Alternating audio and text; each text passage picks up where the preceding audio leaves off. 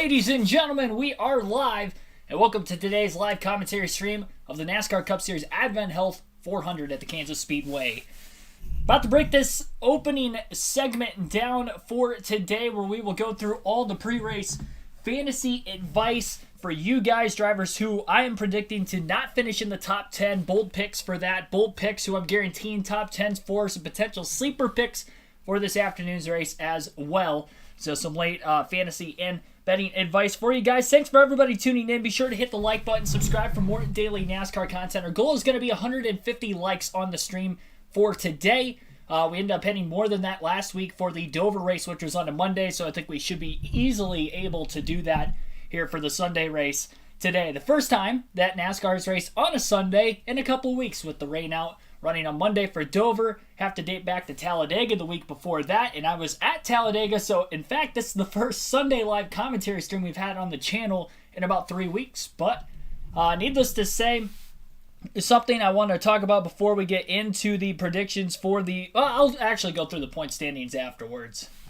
Yeah, let me change my original schedule. I want to make sure I get through all the predictions for you guys so you can go in, maybe change your fantasy lineups or whatever, maybe make some late bets before that closes, and then we'll go through the point standings and then talk about that a little bit. So if you go to the NASCAR mobile app or website, you can go to a quick link section on the channel. As you see right here on the website, click on Fantasy Live, and you can join our fantasy league to win 2 tickets to any NASCAR race of your choosing in 2024 rather, excluding the Daytona 500. If you end up winning the regular season or playoff championship. As for this week, you can see my team is right up there on the channel. Also, before that, sign in the top right-hand corner of the screen if you're not signed in already. All you need is your email. It is free to join. And then when you go to League, search for KRC League. That is the league you'll want to join to have a chance to win that grand prize at the end of the season. So I'll put it in the chat real quick. KRC League. KRC in all caps, space, and then a capital L on League. So that is what we're sitting at right there. You can see my fantasy team. I'll talk in depth about some of these drivers and why I picked them on my team as well. William Byron, Denny Hamlin, Christopher Bell, Kyle Larson, Martin Truex Jr., and Ross Chastain for the week. And then my bonus picks, I've got Denny Hamlin over Martin Truex Jr., Ty Gibbs over Josh Berry, Bubba Wallace over Tyler Reddick, and Larson over Chastain. So, into the predictions for today's race. We always start off with the drivers who I don't think will run well, so you have a chance to maybe take these drivers out of your fantasy lineup first and foremost for today's race. We have 3 drivers that I've picked to not have top 10 finishes, and then we've got about 6 drivers who I'm actually going to guarantee top 10s for. So when you consider the fact that there are only 10 drivers in the top 10 at the end of the race, it's going to narrow down those predictions quite a bit. But we'll see how many of them I can get correct. The must-have picks have been pretty good for myself so far this season. So we'll see if we can nail another one here today. First driver we're going to talk about for the don't haves, I'm going to go and talk about Chase Elliott here for a moment. Chase Elliott is a driver who hasn't really gotten off to a very fast start, which we probably could have expected since he came back from his leg break, ended up missing a handful of races, and he has been back for 3 races to be exact. He has finished 10th, 12th, and 11th in those 3 races. He's kind of been running anywhere between... I'd probably say like 10th to 15th most of the race in all 3 races, except for Talladega where he actually went out and led a bunch of laps. But if we talk about the non-super speedway races, he's been kind of a 10th to 15th place driver, and I think it's a little too risky to have him in your lineup again today for that reason. Until we see Chase Elliott return to form where he's leading laps, competing for wins, like his teammates William Byron and Kyle Larson have been able to do in the weeks that he was gone and the weeks that he has been back for, I would stay away from Chase Elliott. Last season also at Kansas, Chase Elliott did not perform very well. 29th and 11th, and that was when he was 100% healthy. So no top 10s last year at Kansas for Elliott. Again, 10th, 12th, and 11th since coming back from injury. And this week specifically doesn't look very quick either. Qualified in the 21st place position today and 22nd overall in practice yesterday. So Chase Elliott looking like he is going to be around 20th at the start of this race on speed. I'm sure Alan Gustafson will get that car dialed in a little bit for him by the end of the race, and we'll see him get close to a top 10, I think. He may sneak in at the very end, but I'm going to go out and say that he will not. And so stay away from Chase Elliott for this week. Another driver to stay away from for the week is going to be Kyle Busch. I had him in my don't haves last week for Dover. This is the second week in a row I have Kyle Busch on the don't haves list this week. I was right about last week at Dover. Even though he had a fast car to unload with, didn't run particularly well in the race, both with strategy call in the middle, which trapped him a lap down for pretty much the entire race, and then even before that, having damage with the pit road speeding penalty, which put him back in traffic the first time. Kyle Busch, for this race, qualified 16th, so he'll be starting mid-pack. He was third quickest in practice yesterday, so if there is an upside for Kyle Busch, it is that. Most of it was short-run speed, but for whatever reason didn't qualify well. I wonder if the wind may have changed directions during his qualified run. I wasn't able to watch qualifying yesterday, so I'm not sure exactly what happened there, why he fell off so much, but he will be starting mid-pack. RCR, just as I stated last week with Dover, they have not performed very well at Kansas in the last 6 races. Tyler Reddick has only had one top 10 when he was driving the 8 car there in 6 races. And in those same 6 races, Austin Dillon only had 2 top 10s, and they were both 10th place finishes back in 2020. So I don't think that Austin Dillon probably has a better chance at a top 10 today in my mind than Kyle Busch, just because of how consistent he was through practice and qualifying yesterday. He was hovering around 10th, where Kyle Busch, on the other hand, was not. The intermediate tracks outside of Auto Club this year have not been great for Kyle Busch, and hit the speed he had at the very beginning of the season as well. He hasn't quite had that same speed since about Las Vegas, Phoenix, outside of Talladega on the super speedway. So when you go to non-super speedways, the short tracks, intermediate tracks that we've been on over the last 5-6 weeks, I don't see the same speed at that 18 that we saw those first 3, 4, 5 weeks into the season. So I would stay from Kyle Busch today as well. Brad Keselowski is the third driver I have in the don't have list. He's outperforming his equipment this year, 9th in the point standings as of right now. I think he's got a shot of falling outside the top 10 today, because I don't think he's going to run particularly well. He was 31st overall in practice yesterday and qualified 20th. That 16 just does not look quick. RFK Racing as a whole does not look quick this weekend, but I'm singling Keselowski because of how good he has been so far this season. So despite the fact that he has been pretty good this year compared to last year, he did finish 25th and 14th in both Kansas races a season ago. In fact, in all tracks that were bigger than 1 mile in length last year, for Brad Keselowski in the number 6, he only had 2 top 10s in those 13 races. So I would lean, statistically speaking, towards Keselowski also not having that great of a day. So again, Chase Elliott, Kyle Busch, and Brad Keselowski, all former champions, I've got picking to not finish in the top 10 in today's race. We'll get into the drivers who I do think will get top 10 finishes today. We'll start off with some sleeper picks. Both of them in the Toyota camp. I'm going to go with rookie Ty Gibbs. I think Ty Gibbs is going to get a top 10 finish today. Granted, this is the Xfinity Series, but there's only 2 Xfinity starts at the track. He won and finished 3rd in those 2 races. As for his Cup Series, last year he did run the 2nd race at Kansas, got caught up in an accident in the early going to Stage 2, so he finished 34th.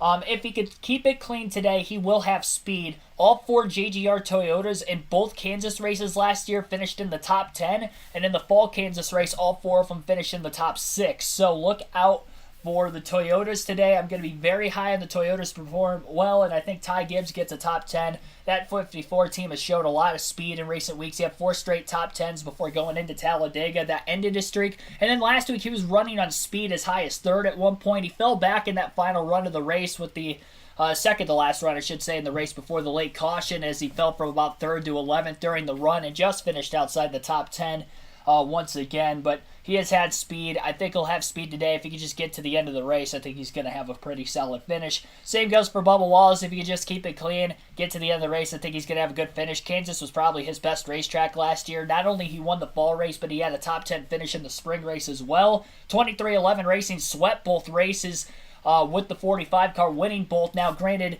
Wallace was still with his same team that he would be on this week with the 23 team, and Booty Barker as a crew chief, and the pit crew and all that, so that would stay the same. And then the 45 car, which was driven by Kurt Busch and the 45 team last year in the spring race, won that one, leading a lot of laps as well. So I think Wallace is in the equipment. It's another Toyota. He was fifth fastest overall in practice yesterday. He qualified 17th, but I think he's going to have the speed during the race. It seemed like the Toyotas were really good on the long run for those that did take long runs in practice yesterday. More on that in a couple moments as well. Also on Ty Gibbs, he qualified in the top 10, 7th place.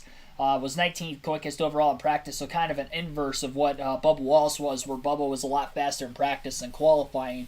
Gibbs is going to have the track position at the start of the race. This is a multi-groove track. Of the tracks in the NASCAR Cup Series, this may be one of the easier ones to try to make a pass on today, so I don't think qualifying is maybe as important today versus a lot of the races we've had this year, especially like the short tracks with the way that package is with the next-gen cars. So you will see some movement throughout the field. We saw in the truck race last night as well. So those are the sleeper picks, the must-have picks for this weekend. We're going to start off with Ross Chastain. He's been in the news recently. Qualified in the third place position for today's race, was 9th fastest overall in practice yesterday as well.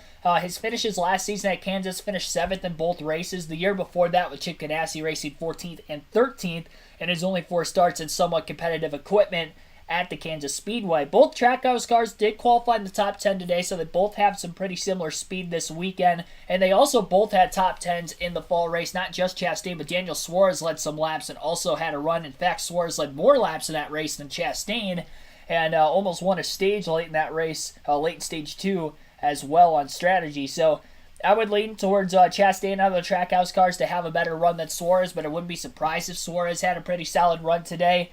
They seem to be between those two, and then the 24 and the 5 team this year when it comes to speed, I'm more confident with out of the Chevrolet group. So I would go towards Ross Chastain having a pretty solid finish. I'm going to guarantee a top 10 for him. He is coming in as the points leader, and he's been very consistent so far this year. The driver who's just behind him in points that has also been consistent, who I'm very high on to potentially win today's race, is going to be Christopher Bell.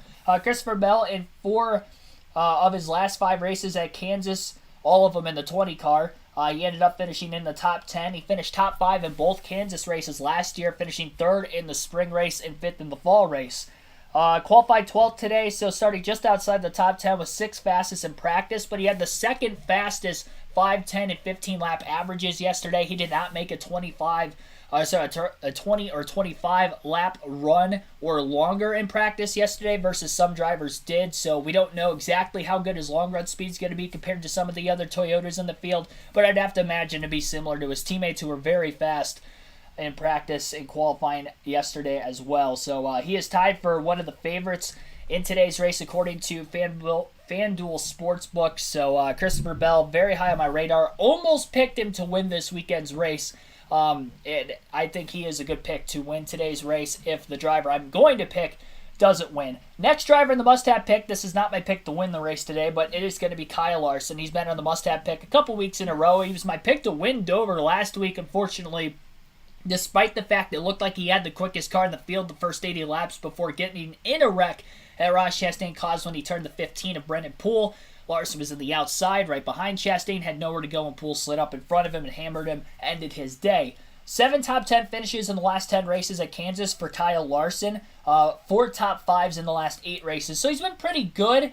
There's really only 3 races in there where he has led laps, and one of those he led over 100 laps in, which was the spring race in 2021. Then he won the fall race in 2021. That was his only career win at the Kansas Speedway. Qualified 2nd for today's race, was 7th fastest overall in practice. Hendrick Motorsport Cars is something I've been critical of that team with this season compared to the Toyotas, as the Toyotas seem to have long run speed and the Hendrick cars seem to have short run speed. We saw it at Phoenix where they were still able to win the race because it ended on a short run. Same goes for Las Vegas, ended on a short run, and they were able to capitalize off of that. Martinsville's another one where they didn't have great long run speed. Byron faded abysmally throughout the course of the day. Larson won the race off pit road, that final pit stop, and was able to hold on for the final 20 plus laps into that last green flag run to the checker. So if it ends in a short run and Larson and Byron are up there, their pit crews are good, and their equipment will be very good on the short run. They could be in contention to win today's race. I do think Larson's going to get a good finish out of it. I'm guaranteeing a top 10 for a reason out of him. I'm not going to pick him to win today's race. Every time I picked Larson to win a race this season, he's crashed out in when he's had a lot of speed. Dirt Bristol, Dover, and actually the other one he didn't wreck out. It was Las Vegas where he lost the race because Byron beat him out of the pits late. But that one he finished second at least. But every time I picked him this year, he hasn't won. In the races I do not pick him, he wins. So maybe he does win today. He did finish second in the Spring Kansas race last year. But needless to say, I think that he is not going to win but have a good day. That's my prediction there. The driver who I'm picking to win today's race has probably been the most consistent, both with the Gen 6 and the Next Gen car at this racetrack. Of course, we've only had 1 year with the Next Gen car at this track, and that was last season in both the spring and fall race. But he performed very well. And that driver is Denny Hamlin. He's also tied with Christopher Bell for the favorite in FanDuel Sportbooks at plus 490 to win today's race. Denny Hamlin is my pick. First time I picked Hamlin to win a race this season. He has 7 top 5s in his last 7. That is not right. He has 7 top 5s in his last 12 races. 11, okay. Looking back at this, I typoed. I said 7 top 5s in the last 7 Kansas starts. That's not right. He has 7 top 5 finishes in his last 11 Kansas starts. He has 3 wins at Kansas overall, 2 of them in that last 7 race stretch, which was 2019 spring and 2020 fall. The only thing with Denny Hamlin is he hasn't led a lot of laps at Kansas in races that aren't with the 550 package. Even last year when he finished very, very well, top 5 in both races, he didn't necessarily have a lot of laps led.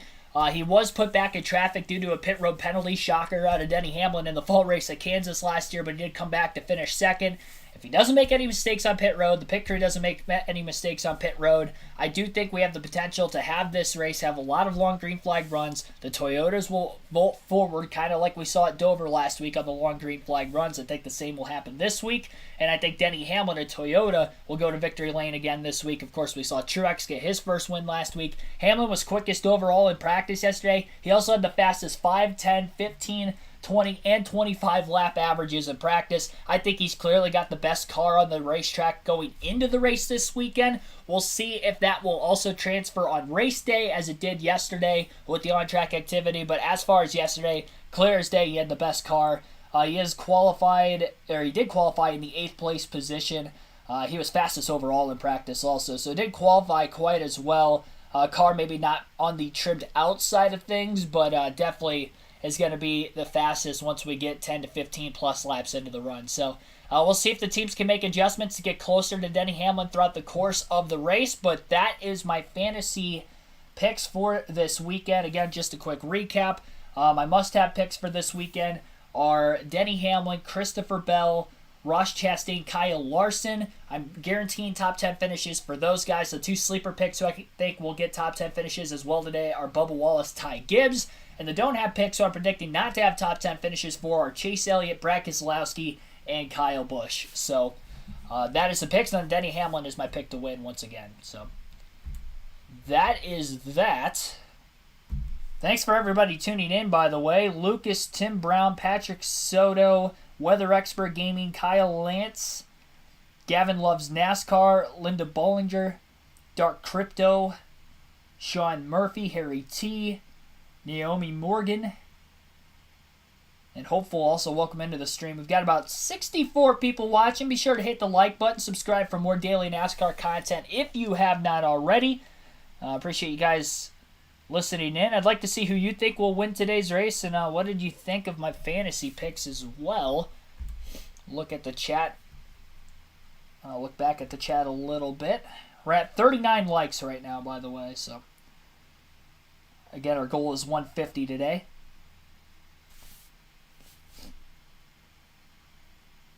Picked your favorite driver to win. Oh, he's pulling for Elliott. Fantasy team number 12, 881 points. You probably came into the league a little late, didn't you? That must be in a different league, actually, because 12th in our league has got 1702. So overall, these are the way the regular season standings look so far. There are 41 members in this league, so there's still room for you guys to enter. Now, none of you guys are going to win the regular season championship if you enter today, but at least you can play, get a feel for how everything works, so that way when the playoffs start, everything will reset and you have a chance to win that grand prize. Not an Elliott fan comes in as a regular season points leader. I think he's led for about 4 or 5 races in a row now. He's got 2,153 points. P-Shat Motorsports is second with 2013. Inside Uranus is vaulted up to third place, barely ahead of me with 1977. I'm in fourth with 1972, and Derek Booth rounds out the top 5, 1,838 points on the week. Typically, we see our race winners have over 200 points easily every week, sometimes above 250, and I do think that is a very tight gap, really, between the top. Honestly, about the top 8 are really in tight contention, and then even that, all the way back to 12th, honestly, still have a shot to win the championship. First back to 12th, barely over 300 points separate them. So, it is a very tight league this year. Michael Waltrip doing his grid walk in the background right now. We'll take a look at the point standings then coming into the race today. It means we've already gone through the pre-race predictions. I mentioned earlier briefly that Ross Chastain comes in as the regular season points leader. He has 142 points above the cutoff line. Remember, he still doesn't have a win this season, but he is more than 2 races ahead. And if you win the regular season championship, if we did have 16 different winners, that driver's locked in anyway. So far, if we ended today, he'd be the regular season champion going into the race. He has a 3-point lead over Christopher Bell. Very tight battle. Bell, in fact, led in points for 3 consecutive races before Chastain took the lead after Dover last week. Bell had a good finish, but Chastain had a good finish and scored more stage points to vault himself ahead. I think he was 8 behind Bell going into the race.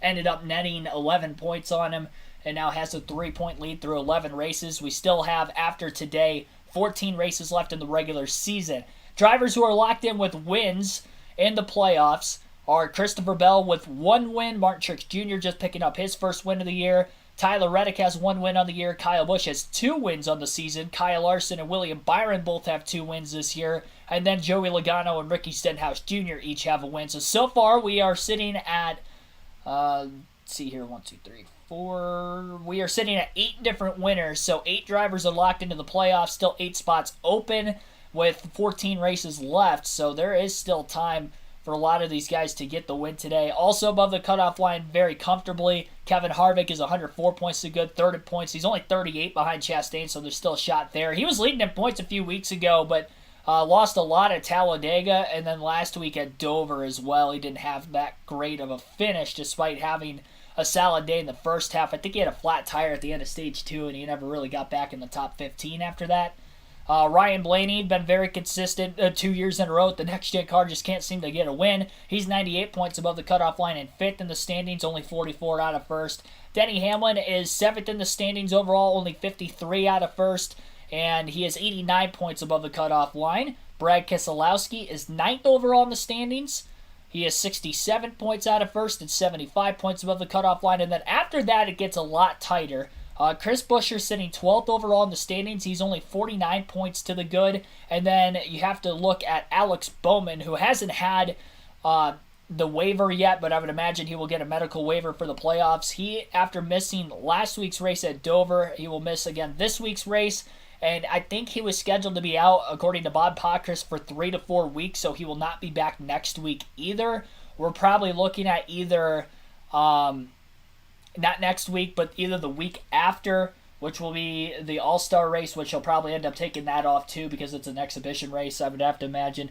Even though that would probably stink as him as a driver and not be able to run the inaugural, not the inaugural race in North Wilkesboro, but the return of North Wilkesboro. So he will probably only miss 2 more points races, which would be today and the next week at Darlington. So I think he'll fall outside of the top 16 because as of right now, I believe he is only 42 points above the cutoff line. So missing 2 races, he'll probably fall below it, especially if Daniel Suarez, Ty Gibbs have good runs, which I think they can today.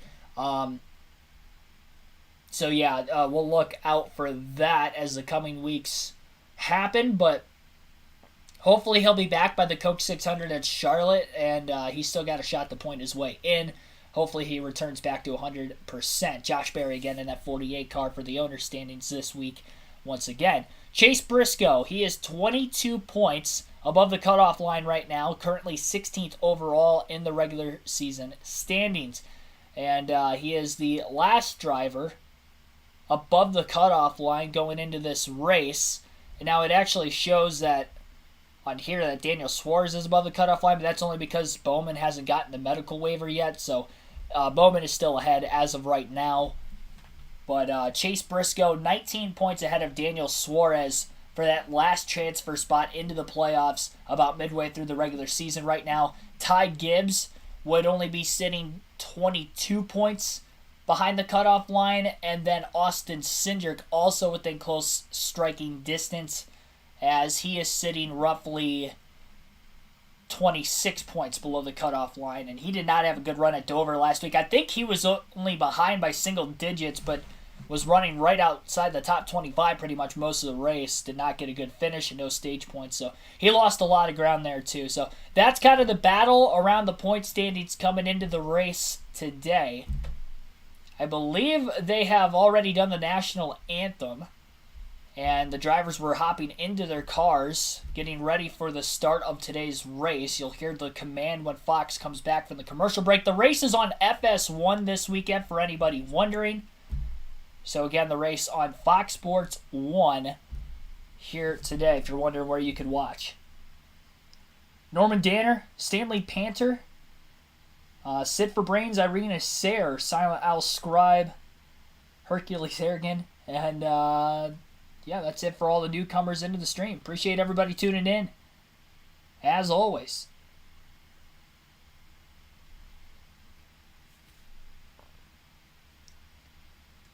I made sure I didn't forget my fantasy team this week, and I'm going to make sure I don't forget before the end of Stage 2 to lock in the fantasy lineup as well.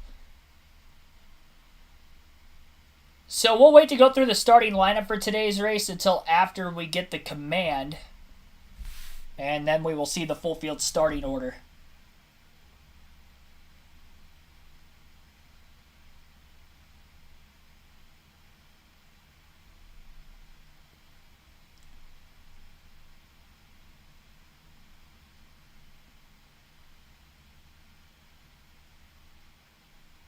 Big Smoke, welcome to the stream. Troy, thanks for tuning in also. Thought it started at 8. What, the race? That was the truck race last night. Truck race started at 8 last night. The cup race is this afternoon. Actually, dropping the green flag's probably in like 10 minutes. Right around there, I'd have to assume, because they're climbing into the cars already. I didn't look to see what the actual temperature was. I'm about to do that right now at Kansas. I heard it was pretty warm and very windy too. So it's going to be a hot, slick racetrack today. Should be a fun race to watch. Honestly, I thought the Sprint Kansas race was one of the more fun races to watch of the races I commentated that were on TV last year. Yeah, 87 degrees, the warmest it has been during any cup race this season. So 87 in Kansas City, Kansas today. It's supposed to be a high of 89 there. At some point, it's just shy of, actually, it is right now, 2 p.m. Central Time. And about 16-mile-an-hour winds. As of right now, I'd imagine gusts are over 20. So, a little breezy, sunny, high 80s. It's going to be hot in the cars, and it's going to be slick on the racetrack, but I think it's going to be a fun watch, honestly. This was one of the races I loved last year watching in the spring and giving you guys a call for, so I think we're going to have a pretty solid race here today, considering the track conditions and the racetrack itself. Kansas is, in my opinion, probably the second best mile and a half behind Homestead.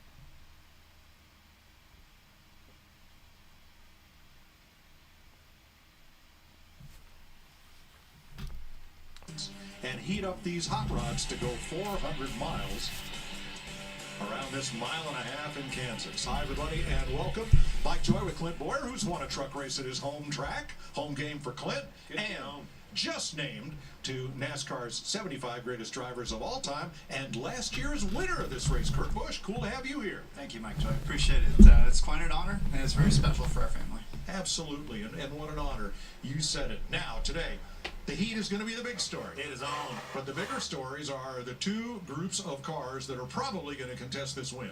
Hot. That means his track is going to be greasy. It's going to be slick out there. You're going to have to run up next to that wall. That takes me right to the favorites. Kyle Larson on the front row. William Byron. Both of these guys dominated our last mile and a half in Las Vegas. The other ones. The other conversation is getting really strong is these Toyotas. One last weekend with Martin Truex Jr. Kurt. They are very fast this weekend. Yeah, our setup at 2311 was magical for myself and for Bubba Wallace. Tyler Reddick is already feeling good with it. But yes, again, certain tracks really lend themselves to certain manufacturers.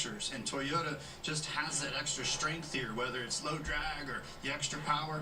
I see all cars competitive, but those Hendrick guys, they have short run speed. Toyota guys, more so on the long run speed. That Reddick knows how to get around that outside. He loves the outside, running right up against the wall. That's going to be the name of the game. You have a lot of lane choices here. How much time do you spend searching for where you want to be at any given time? Yeah, you go where they're not on fresh tires. You have to just find that clean air, whether it's low, middle, high, and you have to predict. And that's where a lot of dirt racers know how to go to which lane that's open.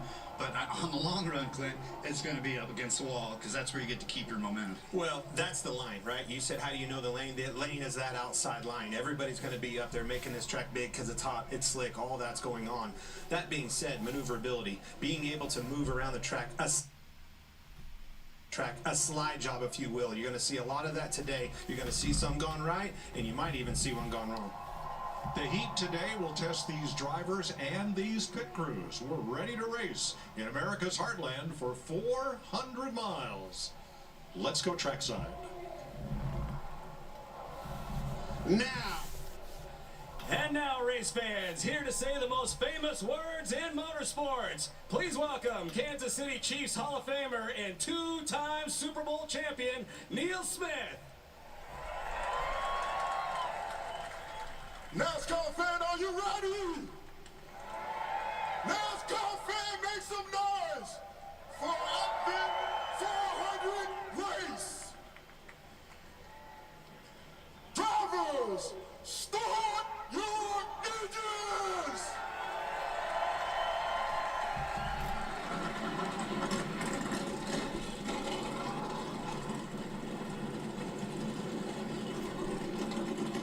Engines are fired and the Advent Health 400 at Kansas will begin shortly. We'll go through today's starting lineup for the 400-mile, 267-lap race around this 1.5-mile racetrack.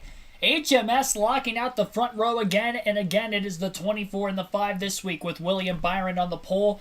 Multiple poles already this season for him. Kyle Larson trying to win his third race of the year just as well as Byron on the outside of row number 1. Row 2 will be Ross Chastain and Martin Truex Jr., the two drivers who battled for the win last week at Dover. Chastain, the regular season points leader, and Truex got that first win at Dover last week, locking him into the playoffs. Tyler Reddick and Joey Logano will start in row 3. Each have one win on the year, Reddick at Coda and Logano at Atlanta. Ty Gibbs and Denny Hamlin will be in row 4. Hamlin is a 3-time Kansas winner, my pick to win today's race. And Ty Gibbs trying to go for his 5th top 10 already this season as a rookie. Daniel Suarez and Ryan Blaney will be in row number 5, with Blaney still looking for his first win in a cup race, in a points race with the next-gen car. And Daniel Suarez comes in first driver below the cutoff line, looking for some much-needed points and a solid run today. Austin Dillon and Christopher Bell will be in row number 6. Bell in the 20 with one win this year, looking for a second. His win came at Dirt Bristol. And Austin Dillon looking for just his second top 10 finish of the season. Kevin Harvick and Chris Buescher will be in row 7. Harvick is 3rd overall in the standings coming into the race today. Chris Buescher is free fall in the last couple of weeks, but he is still inside the top 16, currently 12th overall. Row number 8 will be Austin Cindric and Kyle Busch. Busch with 2 wins this season at Auto Club in Talladega a couple weeks ago, and Cindric trying to make the playoffs for the first 2 full-time seasons for himself in the Cup Series. He comes in just on the bubble as well. And row number 9 will be Bubba Wallace and Eric Almirola. Wallace won the fall race at Kansas last season, a top 10 in the spring as well. And Almirola trying to get his first win at the racetrack this afternoon. Eric Jones and Brad Keselowski will be in row 10. Brad K has brought the 6 car back this year to near perfection, still looking for that first win, sitting top 10 in points through the first 11 races.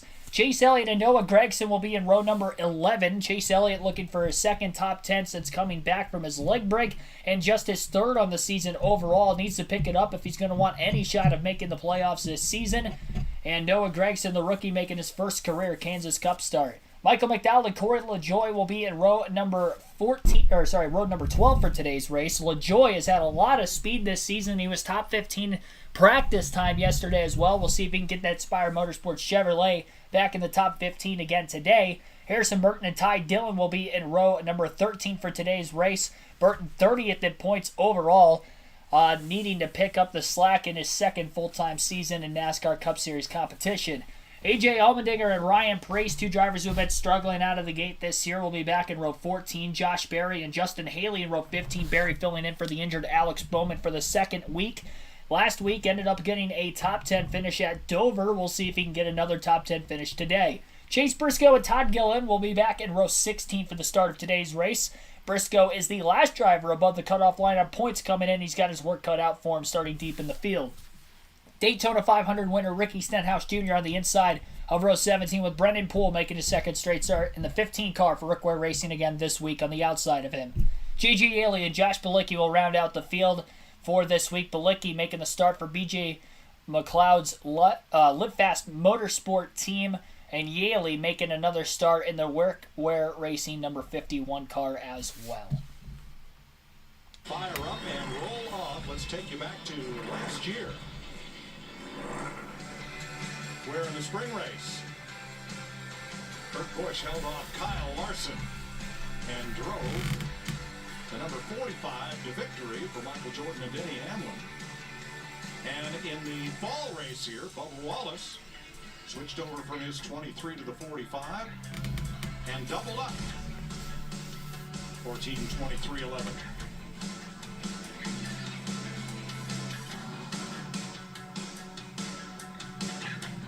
So the 45 won both Kansas races last year. No car number in NASCAR history since 1948 has ever won 3 straight races at the same track with 3 different drivers. So the pressure is on Tyler Reddick, who drives the 45 today. Jamie caught up with him before he climbed aboard. I like to call Tyler Reddick Mr. Excitement when it comes to tracks like this, because you get up there at the fence before anybody, you and Larson. But what's the risk reward for you to get up there early in this race? Well, I mean, I think in a place like this, you're just racing the air. But certainly, you know, a lot of teams and drivers spend most of their practice up there in the third groove. It's important to be fast up there, but it's important to be able to move around the racetrack too. So I think for us, you know, we'll just go where we need to. Obviously, we know that's where the speed's going to be. And I feel like we got a real good handling over McDonald's, sort of Camry TRD up there. But it will take moving around to make passes. And from what I've seen from this team here at Kansas, they've been able to do just that. Tyler Reddick rolling off fifth. Mike? Thanks, Jamie. Well, boys, I got somebody rolling off on the pole. Hey, Willie B, it's Boyer and the boys up in the booth. You got me? Yeah, man, I got you. Well, man, pole cat. You've got them all in the rearview mirror. Got to keep them that way. I would assume you're going to be running on that outside line. Do you like the outside here at Kansas Speedway? And does one end or the other give you more fits? Yeah, I mean, it's tough. Definitely the preferred group, but certainly want to be able to make passes down lower on the racetrack as the race goes on. But the wind plays a big factor in kind of how the ends handle it. Yesterday, 3 was pretty crazy, but hopefully today a little bit calmer. All right, buddy. Well, good luck out there. Okay, man. All right, your Advent Health starting grid is rolling across the screen. 3 drivers have to go to the rear. Corey LaJoie had to replace an upper control arm after yesterday's practice. Ricky Stenhouse had a problem with his water temp gauge that messed with the ECU. They had to change that. And Josh Bilicki had a crash in practice. So those 3 cars will go to the back. Well, I got Martin Truex Jr. You got me, buddy? This is Kurt Busch up in the booth with FS1. It is a heavy, Kurt. Try it again. Hey, Truex. Oh, he's doing pit roads. We'll have to come back. All right, they're checking pit road speed, so we'll remind you it's another great day to try to win $5,000 of Clint's cash for free. Fox Bet Super 6 is your chance to win. Just download the Super 6 app on your phone now. Enter your 6 race predictions. Download it and get your picks in before the contest closes for the end of stage one. $5,000 at stake. $5,000. I love you guys. Get on that app. Put them picks in. Come and get it. Love watching you guys interact with that. Got a lot of good fans out there, Mike. All right, let's get down to pit road and to Larry Max to the bunker. Let's begin with Jamie Little. Well, Mike, Bubba Wallace, we've talked about him. He hit the ground here in Kansas and had a pep in his step, and for good reason. We keep talking about it. He was the last winner here at Kansas. So what does that mean for today? Well, in practice, he was really happy with the setup of his car, really happy with the speed. But the focus is going to be getting comfortable running the top side of the racetrack. He's good on the bottom and in the middle, but that's never been his forte, running up top. So if he can get comfortable there, this team can execute right here on pit road. No mistakes. This 23 team really feels like they can repeat with the win. Regan Smith. Well, Jamie, last week, Ross Chastain took over the points lead with a second-place finish at Dover, but that did not come without ruffling a few feathers on the racetrack. Contact with Brendan Poole ultimately ended Brendan's day and damaged the car of Kyle Larson, hurting his day severely as the race played out. The team told me they don't care what other teams think about them as long as they are getting results on the racetrack. They want Ross to keep that aggressive nature that he has had on the racetrack all year long as well as last season. Look for them to start third today and have to get that car to be just a little bit less edgy than what it was yesterday. Josh Sims? Well, Regan, you gotta love it when a weekend goes according to plan, and that's the case for the 11 team of Denny Hamlin. Chris Gabehart, the crew chief, went as far to say Saturday was a dream in terms of the setup and handling of that car. Now, Denny Hamlin's been really good here in the past. Those 3 wins, could have had a 4th last year, but they had those issues in both races on pit road. So the plan for the 11 team is to make sure they don't beat themselves, and if they don't do that, then they'll be looking at a 4th win at Kansas, Larry Mack. Yeah, Josh, the story continues to be the weather. We've already documented in the low 90s. And what goes along with that is a track temperature over 120 degrees. Yeah, this heat, it's tough on those drivers, but it's also going to be a challenge for these crew chiefs because they're going to have to be really aggressive with adjustments to keep the balance of the car, Mike, but to try to give it grip, which is going to be hard to do when it's this hot. Stage splits today will be 80, 85, and 102. Pit road speed 45 miles per hour, and the fuel window for today's race will be 58 to 62 laps. 90 degrees at the racetrack. Winds out of the southwest at 14 miles per hour. Sunny day. It's going to be hot and slick. The track temperature on this asphalt, 122 degrees. Can you imagine how hot it's going to be in those cars? On top of it, it'll be even warmer than that.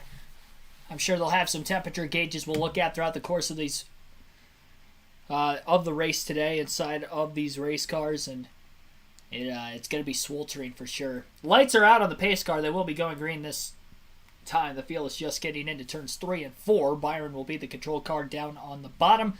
We kind of saw a split just as we did at Dover last weekend with the control car in the front row of the restarts and whether they would take the bottom or the top. It seemed like towards the end of the race, the top was the way to go, but we'll see if these drivers will try to gradually move up during the run under the top lane there, and as well for the restarts when they get through the restart zone.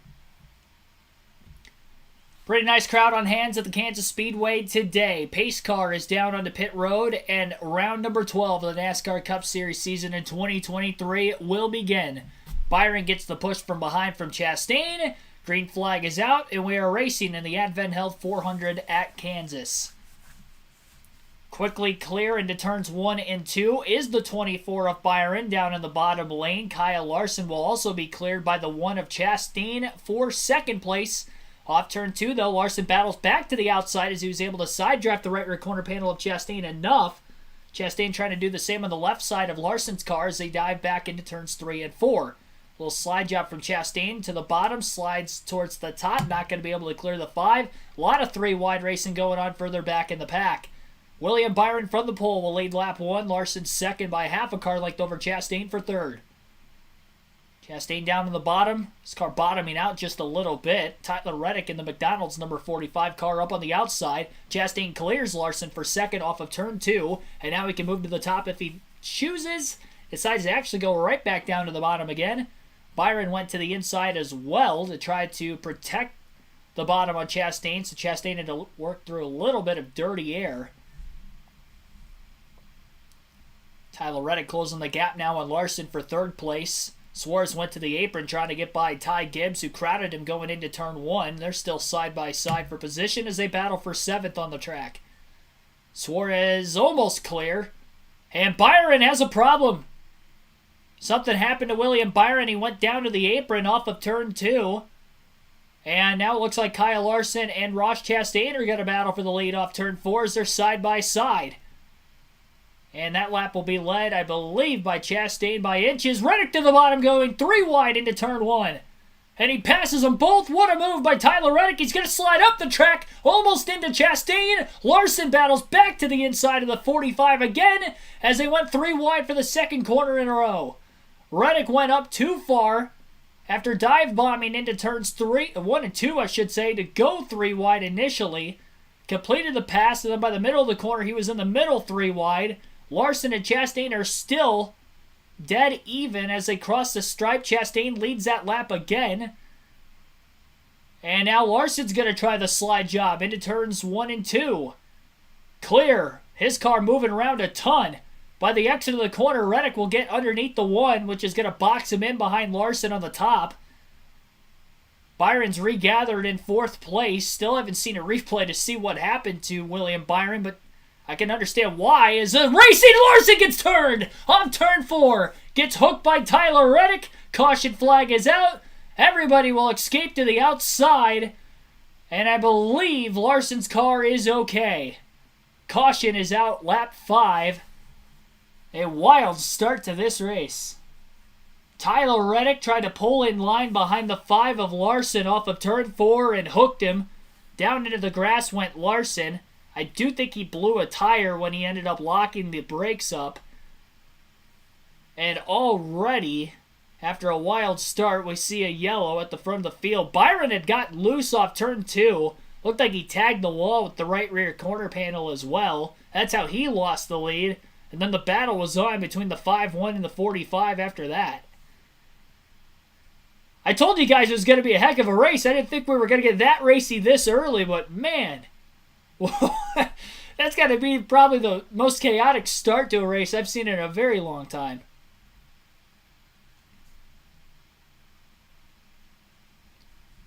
And all that track position for the 5 of Larson will be lost after Reddick got into him off of turn 4.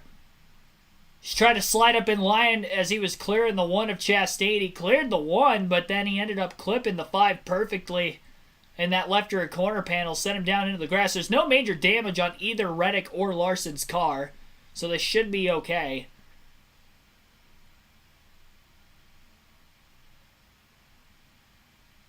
He pulled a Chastain right in front of Chastain.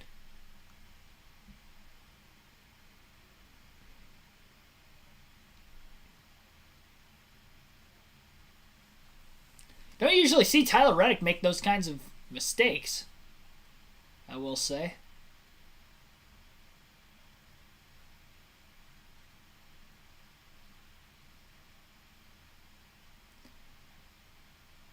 Just caught him perfectly and turned him.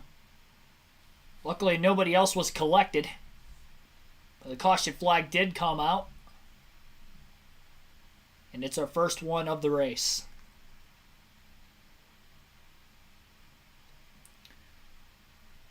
Pit road is open. Got a couple takers in the back half of the field. It looks like Austin Dillon was coming in. Some other drivers behind him. Fox going to a commercial break.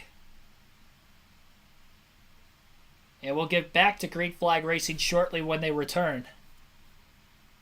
Crazy start to this one, my goodness. That was exhilarating. I felt like I was watching the closing laps of the race, and we still have over 350 miles to go. Dale Opplinger, Terry Lewis, Godzilla Legendary 2078, Robert Galletley. Dale, also welcome into the stream.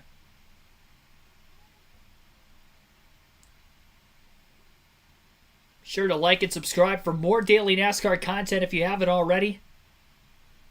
Live commentary streams every weekend for the NASCAR Truck, Xfinity, and Cup Series. Next week, all 3 series will be racing at Darlington. Another one of the more fun tracks on the schedule. I think today's race is going to be wild, if anything was indicating out of those first 5 laps that we saw. I'd imagine it'll calm down a bit with that caution coming out, but then again, you never know.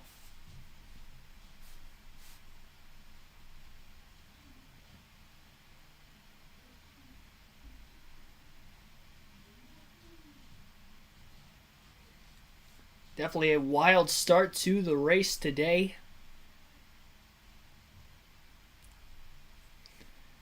Currently just over 50 likes on the stream as well. Be sure to hit the like button if you haven't done so. Actually, 61 likes on the stream so far.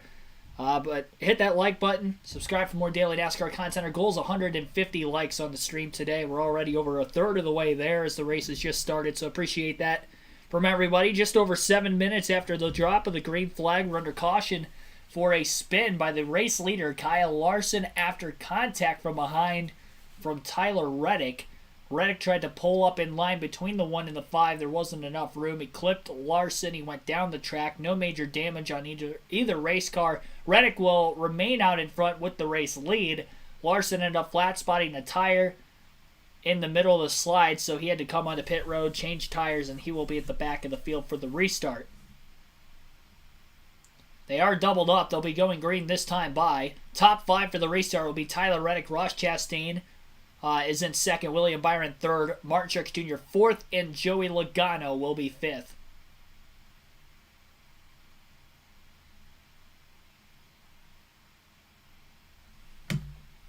Reddick on the inside of row 1 for the restart. Chastain to his outside. Row 2 will be Byron and Truex. And then row 3 will be Joey Logano and Denny Hamlin.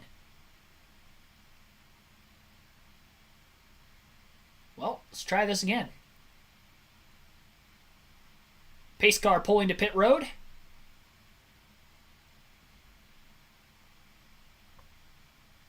And the green flag will be out in the air once again.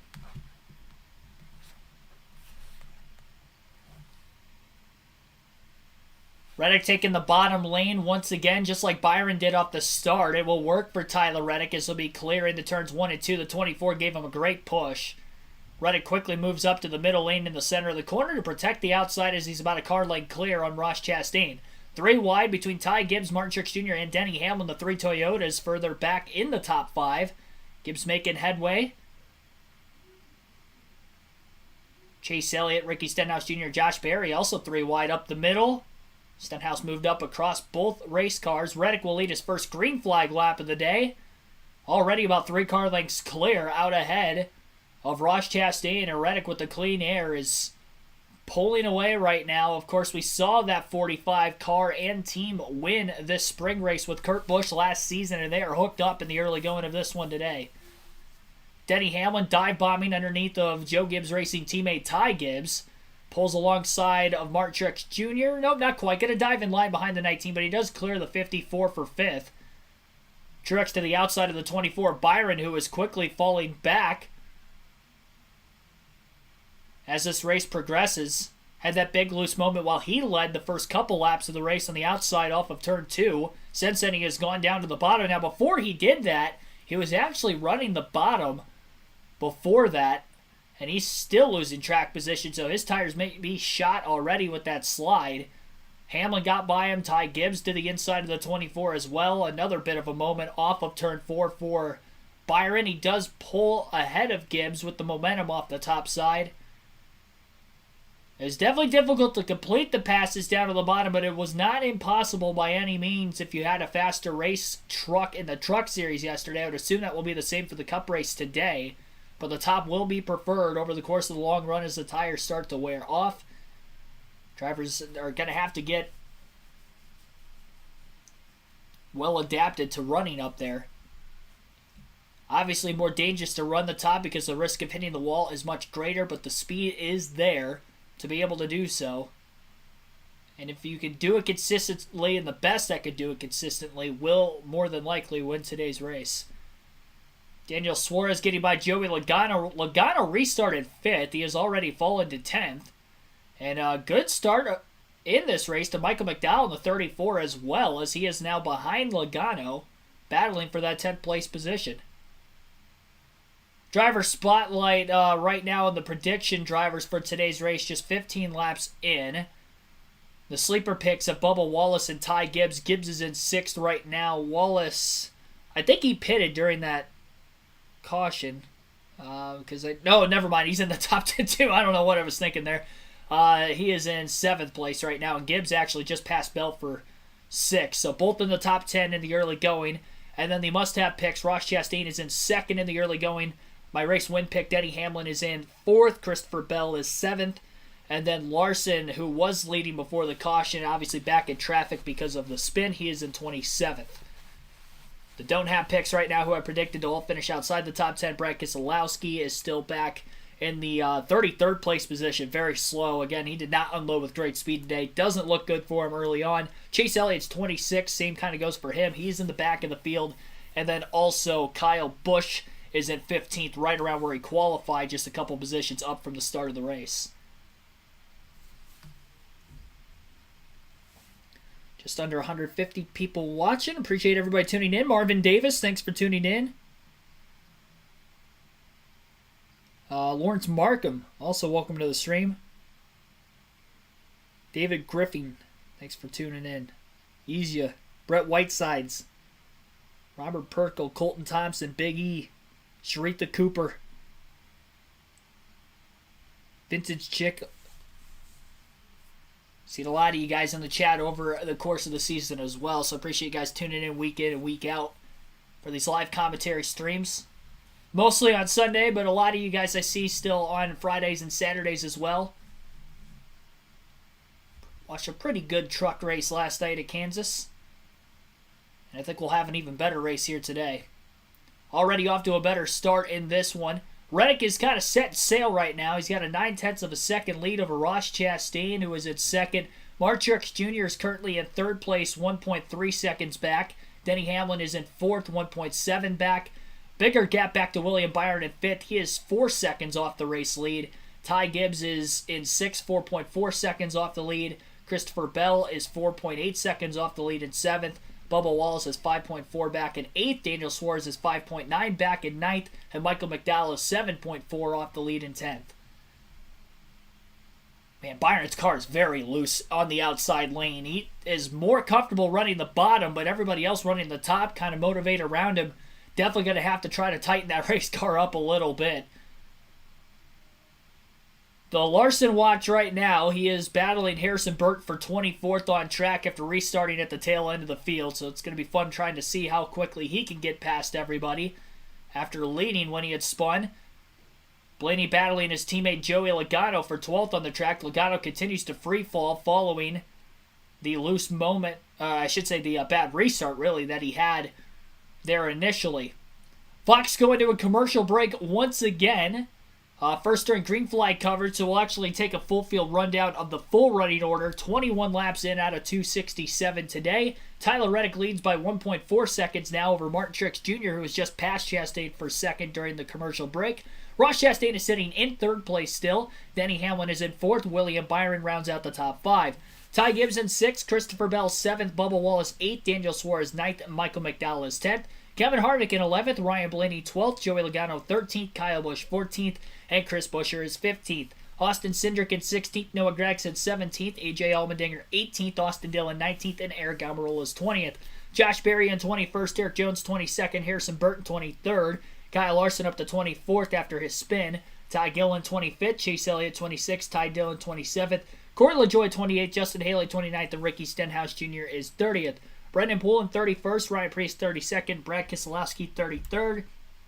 J.J. Yaley 34th, Chase Briscoe 35th, and Josh Bilicki rounds out the 36-car field today. Man, Preece and Briscoe, they're either like dialed in every week. The short tracks, they were in the top 10 consistently. The intermediate tracks, so they have been consistently around 30th. Las Vegas Auto Club, I mean, they were abysmal with those 2 races early in the year. What other intermediate tracks have we had this season? Well, I guess that's been about it for the intermediates. But they were right around 30th, and here today at Kansas, they're right around 30th as well. We have a lot of intermediate tracks on the points schedule coming up. I think last week Briscoe was running right around 30 at 2, so maybe that was the other track I was thinking of at Dover. But we have another mile and a half of the Coke 600 at Charlotte at the end of the month. Darlington's nearly a mile and a half. We race there next week. Gateway, which is a flatter track, which Fords were pretty good at last year, so maybe they could pick up there. But yeah, they need to get better at the mile and a half program. Like, they are getting outran. Brendan Poole's literally outrunning Chase Briscoe right now on speed. Like, that's just not. I mean, Brendan Poole's in a Rick Ware racing car. Like, that just should not be. Now, I think there is an alliance between the two teams, but I don't think the alliance consists of Stuart Haas Racing just running Rick Ware racing equipment. I don't think that's how that works. Although that's what it may look like at face value. Stu Isaac, Patty, and Rumdy Creations, also welcome to the stream. Bet 100 on KB at 18-1. Jeez. Yeah, I don't like Kyle Busch's chances today. I had him on the don't haves list. He's running 14th right now. He's picked up a few spots from the start of the race, but RCR just hasn't been that great at Kansas over recent years. And I think the Toyotas are definitely going to be the ones to beat today. I mentioned that in the pre-race, and right now Toyota's running 1, 2, 3, 5, 6, and 7. The only driver in the top 7 that isn't a Toyota is Chastain in 4th. I didn't think they were going to be quite that dominant out of the gate, but they're pretty dominant.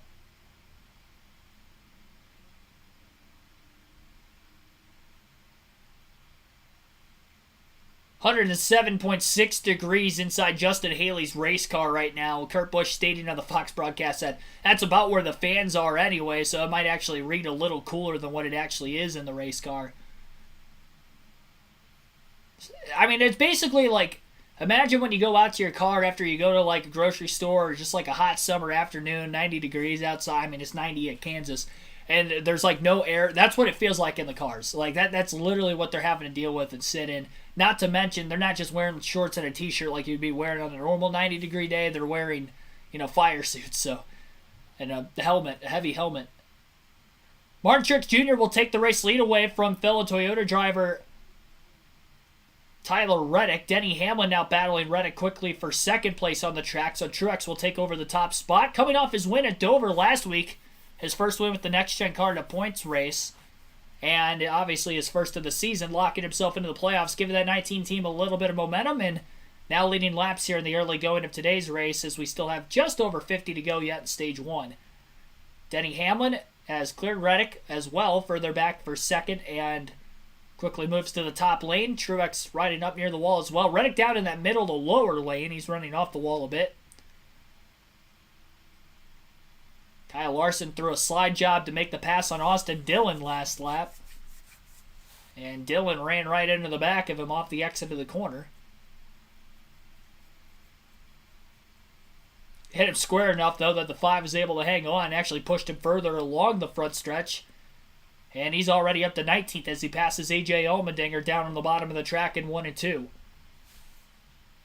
So he is definitely moving his way through the field.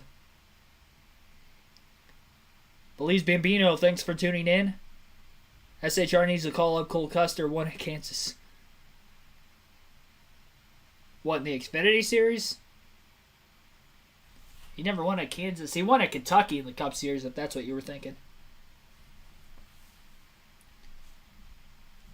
F550 package, much different than the next-gen package. A lot lower downforce with these cars and about 100 more horsepower.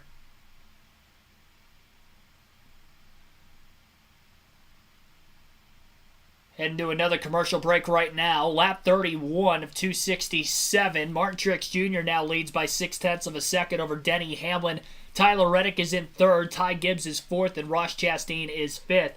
Christopher Bell in 6th. Bubba Wallace 7th. Daniel Suarez 8th. William Byron 9th. Ryan Blaney is 10th. Michael McDowell in 11th. Kevin Harvick 12th. Joey Logano 13th. Kyle Busch 14th. And Noah Gragson is 15th.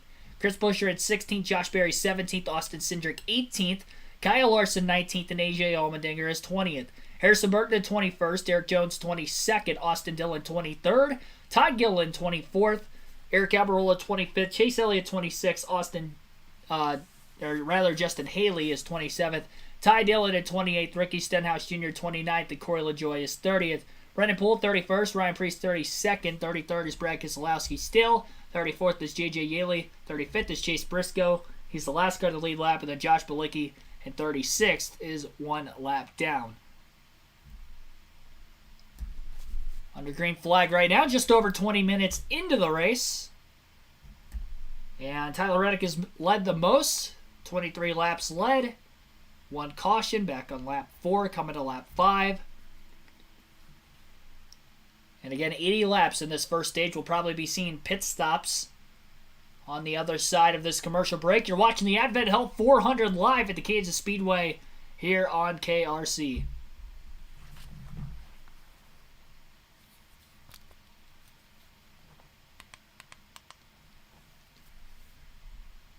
Also, be sure to vote in the chat who you think will win today's race. 46% of the votes being casted at other out of the 109 votes that have been casted already today. We will close that poll at the end of stage 2. But they are leading right now, and currently one of the others would be Martin Truex Jr., who is leading. So as of right now, that is accurate. Denny Hamlin has 24% of the votes. He and Christopher Bell were the Vegas favorites for today's race. Hamlin is in second. And Christopher Bell at 7% of the votes so far. Byron, who started on the pole, led the first few laps of the race, for now starting to fall back in traffic a little bit more, has 24% of the votes.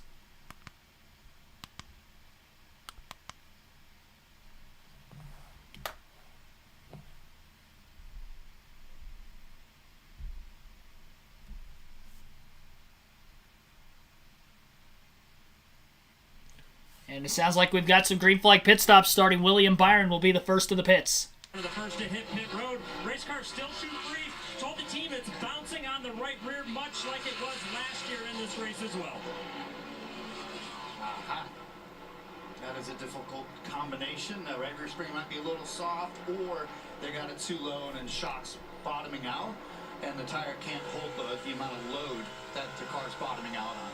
Toyotas continue to conquer. Bubba Wallace has now reached the top 5, and Christopher Bell will move past Chastain for 6. So Toyotas, all 6 Toyotas that are in the field are running 1 through 6 on the racetrack. Chastain's the only Chevy in the top 10, followed by a few Fords.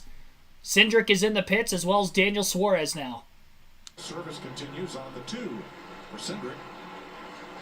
Kyle Busch is in. Jamie. Kyle Busch not happy with his race car so far. Just loose center entry, could not find a grip or feel it on the right side from the start of the race. You see the wrench there, they made an adjustment in a 99, too tight. So you got a little bit of everything so far, Mike. Ty Dillon in. 4 tires for Suarez. Green flag stops. Bubba Wallace is on his way into the pits. Lap 39. Ross Chastain is also in. Jamie? Bubba Wallace on pit road. He's been very quiet. He just driving. He's thrown 12 positions he's gained since the start of the race. A 4-tire stop and an air pressure adjustment. Regan? Ross Chastain sliding back just a little bit as this run went on. The race car too tight in the center for him, but loose on the gas off of the corner. Jamie? Denny Hamlin making his way in as well. Things have been pretty good for Denny. He's been very quiet as he makes his way into his pit box. He got busted speeding multiple times in this race last year, something they're focused on. Don't make mistakes. A 4-tire stop. And Tyler Reddick, free early. You saw the incident just 6 laps in when he got into the 5 of Larson. Car pretty good overall. Good speed in that 45. Harvick, Buscher, Chastain have made their stops. Now Gregson and Berry are in. So is Austin Dillon, Chase Elliott, Justin Haley, and more.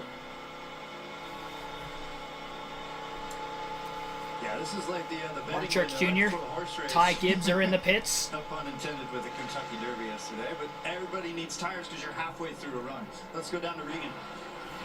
Kurt, things are good right now for Martin Truex Jr. Just a little bit too tight on entry with that car to start the race off in the 54. And Ty Gibbs, a strong start to the race for him right now.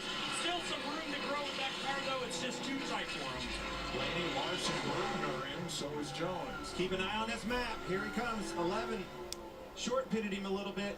Talking about Truex is off of pit road here. Can he capitalize on? Kyle Larson also on pit road. Ryan Blaney just leaving the pits. Denny Hamlin will get past Martin Truex Jr. cycling off of pit road as Truex. Truex pitted about 2 to 3 laps after Hamlin, and that allows the 11 to get in front. Hamlin was about 0.6 of a second behind. Christopher Bell still on the racetrack, has not hit pit road yet. Michael McDowell, Todd Gillen in the 38 this week. Corey LaJoie, Ryan Preece, Brad Keselowski, J.J. Yeley, all those drivers still have to pit. I think Chase Briscoe also in the top 10 has to pit. All just hoping for a caution to gain them a bit of track position and trap a lot of cars a lap down. Reddick just unlapped himself on the 20. And it looks like Bell will pull to the bottom, and he'll be pitting this time by, surrendering the lead. And if Michael McDowell chooses to stay out, he will take the race lead momentarily.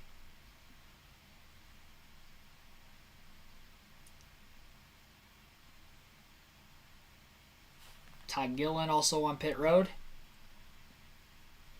McDowell stays out again. For pushing the envelope and getting in trouble and having trouble on that pit road. This time he capitalized on that opportunity. Regan? Looks like Christopher Bell just getting too loose as he runs, and as the car gets more laps on it, told the team, I need more grip with my car from the center off of the corner in particular. Josh Bilicki, and so is Justin Haley. That will leave just Michael McDowell, who is the race leader, and Corey LaJoie in second place. McDowell now coming onto pit road. Corey LaJoie will potentially stay out still. Preece, Keselowski, Yaley also behind them before you get to Denny Hamlin, who looks like he may take the race lead. LaJoie does stay out. Ryan Preece is also in with the 34.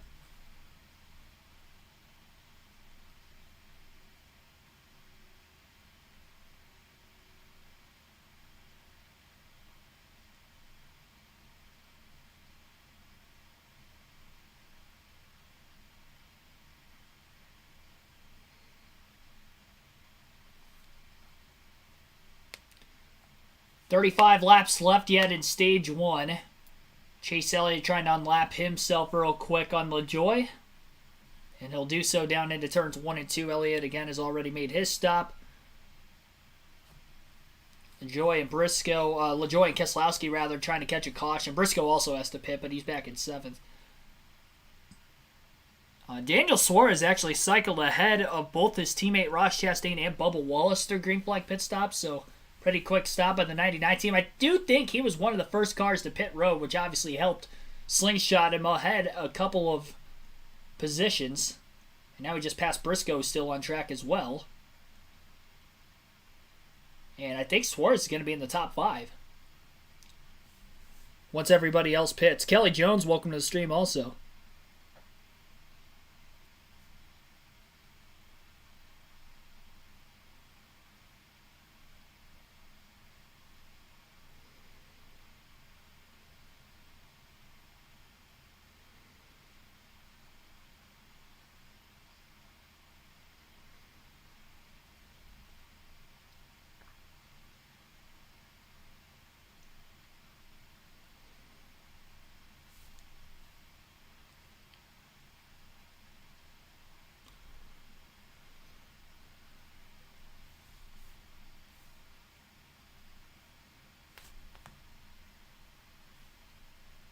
Truex going to the inside lane into turns 3 and 4, trying to put the battle to his teammate Denny Hamlin for the race lead currently. Closes the gap a bit. Hamlin carries the momentum off the top side, trying to pull him on the front stretch. Truex staying in the draft behind the 11 to try to minimize the amount of time Hamlin could increase that lead. Goes back to the inside again. Doesn't go all the way to the white line, though, this time. About a full lane and a half off of it. And again, closes in on Hamlin. I think Truex may be a little bit quicker than the 11, but with Hamlin pitting a couple laps before the 19, that allowed Hamlin to get out in front. There's a lot of lap traffic in front of these guys right now. Truex to the inside of Hamlin as they're side-by-side for the lead as Fox heads to a commercial break. That was kind of untimely there. Denny Hamlin leads over Martin Truex Jr. in second place. 10th of a second margin of lead for Hamlin. Currently, Brad Keselowski has to pit yet. He is in third. 4 seconds off the race lead. Tyler Reddick is in fourth place, 6.9 seconds off the lead. Ty Gibbs is 9.3 seconds back in fifth. J.J. Yeley also still has to pit. He is 9.5 seconds off the lead. Daniel Suarez is 7, 10.6 back. Bubba Wallace is in 8th, 11.2 back. Ross Chastain is 13.3 back at 9th. Then Ryan Blaney is 10th, 13.4 seconds off of the race lead. So that is the top 10 currently in the early going of this race. Lap 51 of 267 thus far, and it looks like we have 28 cars on the lead lap as of right now, and I know a couple others will definitely go lap down once they have to pit. The field window is 58 to 62 laps, so drivers like Keselowski, J.J. Yaley, who haven't pit yet, they can probably go a little less than 10 more laps before they have to hit the pits, considering they had those pace laps before the start of the race as well. May have burned a little bit more fuel here for stage 1 versus longer into the race.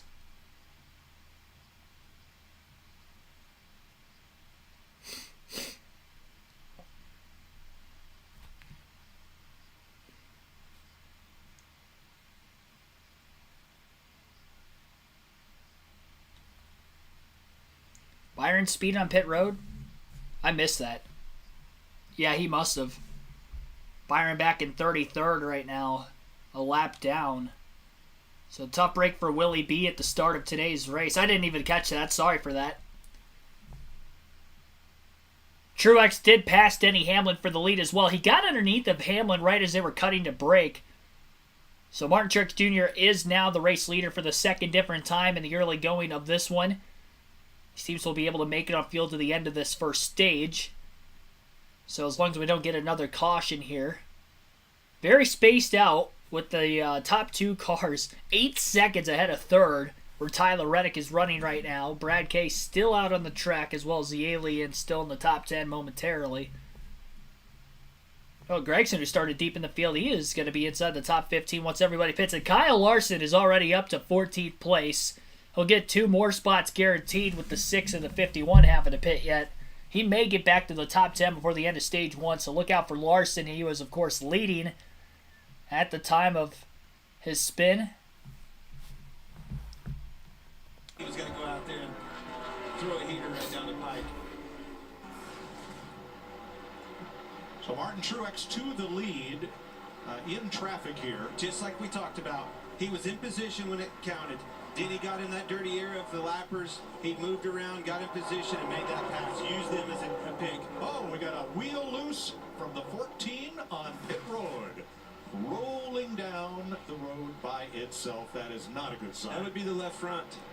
Well, so he stopped, and now is another crew going to grab that tire? This was things that were brought up in the safety meeting on will NASCAR throw a yellow, and it looks like the tire's going to make its way behind the wall. And good call. Got all the way down to the pit road. He almost got on the racetrack. That would have been a penalty. Backing down pit road saved some people some vacation. Yes. Tough break for Chase Briscoe, who had pitted at lap 7 and then has ridden out a full tank here, but now he will go laps down. Yeah, was already having trouble. 5th place, Brad Keselowski also pitted at lap 7 and is still on the racetrack. Pitted on an untimely caution, had something going on there, had to pit and made it worse with the wheel not being tight. Costly air for the 14 car. Just Brad and J.J. Yaley are on that cycle. Here comes Bubba Wallace, 6th place. There's Eric. Well, Mike, just the update, the 6th car of Brad Keselowski, he was extremely tight to start the race, in particular on exit. They pitted, made an adjustment, topped it off with fuel. Not 100% certain, but they may try to stretch this right here. That's almost what it's starting to look like. So Chase Briscoe will get a pass-through for the uncontrolled tire. A very minor penalty compared to if that had happened last year. Yeah, it'd be a vacation for several crew members. Larry Mack, how about Brad's strategy now? He's not been on pit road since lap 7. Yeah, this is interesting, Mike. So he pitted with 73 laps to go in the stage. We went back racing with 71 laps to go. I'm looking at my fuel predictor, and it factors in pace, throttle time, and all of that. And right now, and this is, we feel like he was full, as Regan reported.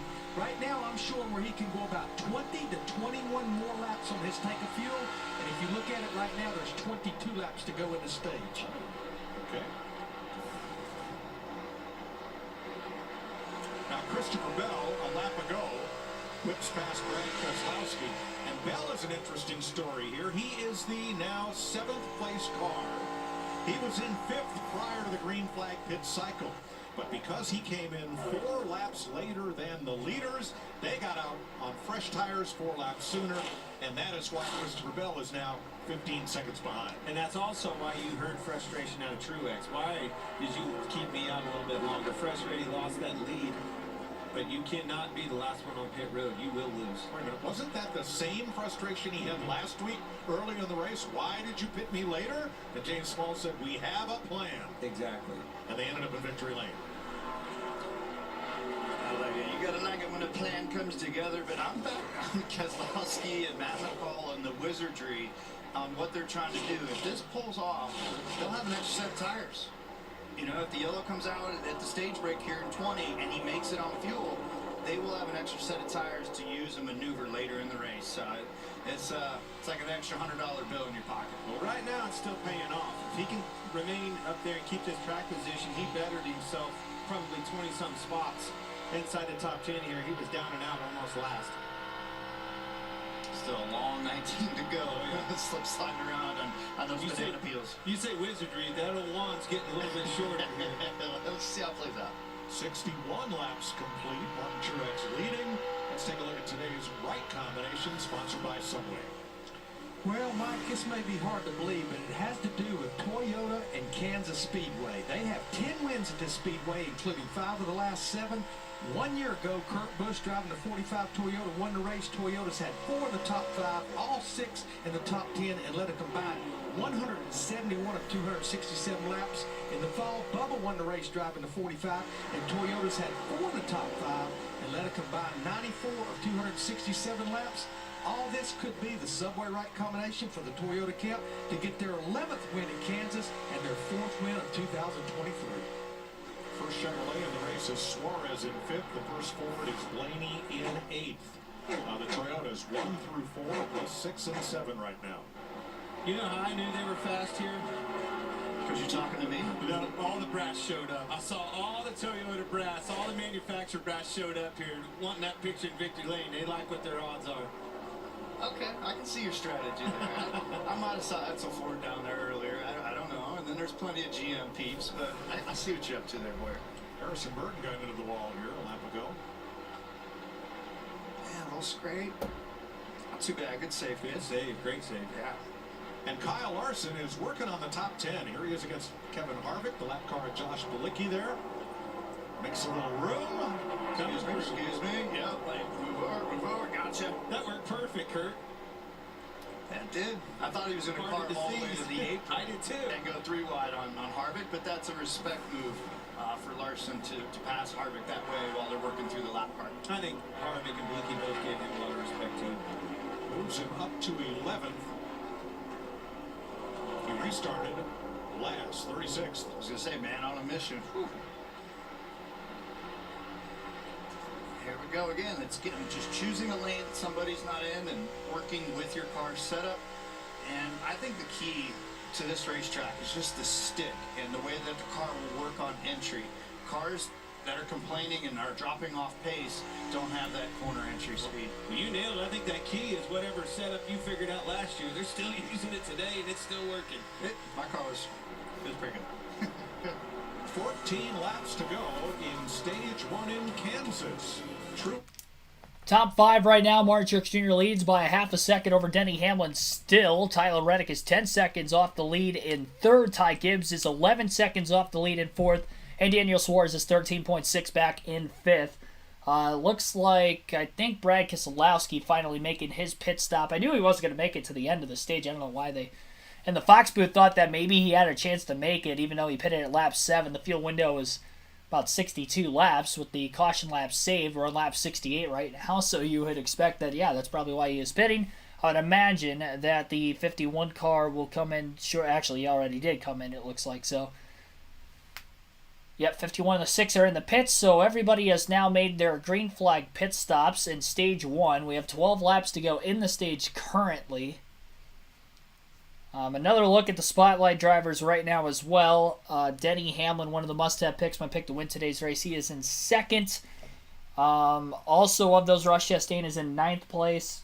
Kyle Larson's regained himself back up to the 11th place position after that spin, after he was leading when that happened. Got taken out by Reddick, but still in the race. Obviously no major damage on the 45 or the 5 car. So he's regathering himself pretty nicely. And then the other must-have pick I had was Christopher Bell. He is in 6th. The sleeper picks today that I had, both the Toyotas, Ty Gibbs and Bubba Wallace, are in the top 10. Wallace in 7th. Gibbs is in 3rd. Solid run for the rookie. Gibbs actually just passed Reddick as we're speaking, or as I'm speaking here, for 3rd. Good run for him going. And then the don't have picks. Chase Elliott is 15th, still outside the top 10. Kyle Busch also outside the top 10 in 11th, as Kyle Larson just passed him for 10th. And then also Brad Keselowski 32nd, 2 laps down for Brad after staying out as long as he did, try to catch a caution, just didn't catch it. Denny Hamlin putting the battle back to Martin Truex Jr. right now in the side-by-side commercial break. They'll be side-by-side for the lead. It looked like Truex wiggled on the high side, almost got into the wall, maybe lifted a little bit. Burping the throttle allows for Hamlin to capitalize. Slide job by Hamlin, didn't go all the way to the bottom. The lap car of A.J. Allmendinger may have gotten into the way of Denny Hamlin, but now he slides up in front of Truex off the exit of the corner. Back to the bottom in the tri-oval. And I don't think he's going to let these guys go easily. Hamlin now on the inside. Allmendinger moves to the top. Truex couldn't run near the wall that time. In the middle, Hamlin slides up. He's clear. Truex, with the 16 to his outside, is not going to be able to hang on. And Keselowski on fresher tires behind both of them is closing in, trying to get a lap back. He's going to go up the middle. The 19 trying to battle back to the inside of Denny Hamlin. Truex caught up in lap traffic, will lose the lead. Hamlin out in front, 8 laps to go, stage 1. Keselowski to the outside of the 19 on his fresher tires. Hamlin moving back down to the bottom, off the wall now. Same lane as Truex through turns 1 and 2. Truex dealing with dirty air. Hamlin catching a little bit of clean air because the lap cars in front of him were on the top. William Byron back on pit road. Looked like he had gotten into the wall with the right side of his race car again. Another unscheduled pit stop. Byron is now going to be 2 laps down as he got really sideways in front of Daniel Suarez. So a tough race for Byron. He got loose off turn 2 earlier, saved it, lost a couple positions, had a pit road speeding penalty while he was in the back half of the top 10, leading into pit stops, and now getting into the wall, having to change tires. And all of a sudden, William Byron is scored 2 laps down in 34th. That's going to be very difficult to come back from. He's in my fantasy team, so I'm going to make sure I take him out. He's going to be in my garage. If you have William Byron on your team this week, I highly recommend sitting him the rest of the race. After starting on the pole, nonetheless, quick fall from grace for Byron in this one. Josh Berry's moving forward after starting in the 29th place position today. He battles Joey Logano for 15th. He is obviously the 3rd highest running Hendrick Chevy, only ahead of Byron, who is having the issues he has had as mentioned in today's race. It's amazing how close the top 2 are to one another, within 0.6 of a second, and then third on back is over 10.5 seconds off the lead with Gibbs, Reddick, and Suarez.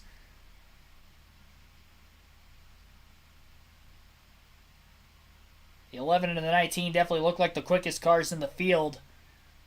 It's almost going to be a battle of just who's going to have the track position between them, although we've seen Truex pass the 11 car, but the 11 has battled back past the 19. It's just a matter of who can get through the lap traffic better on the long runs. Kevin Harvick, Chase Elliott on screen, battling for 13th side by side. Elliott, after starting 21st, picking up a few spots. Not going to be able to clear Harvick off turn 2. They'll remain door-to-door down the backstretch. Billy Carjoy, also welcome into the stream.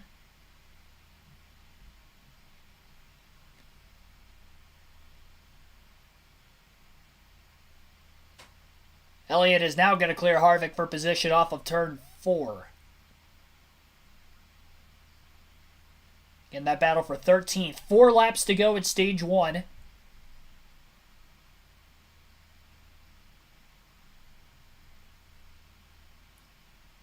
Kyle Larson's gained 26 positions since the restart at lap 10. Haven't had a caution since then. Next closest is Chase Elliott, who has gained 11 spots. Barry up 8, Gregson up 8, and Gilliland up 8.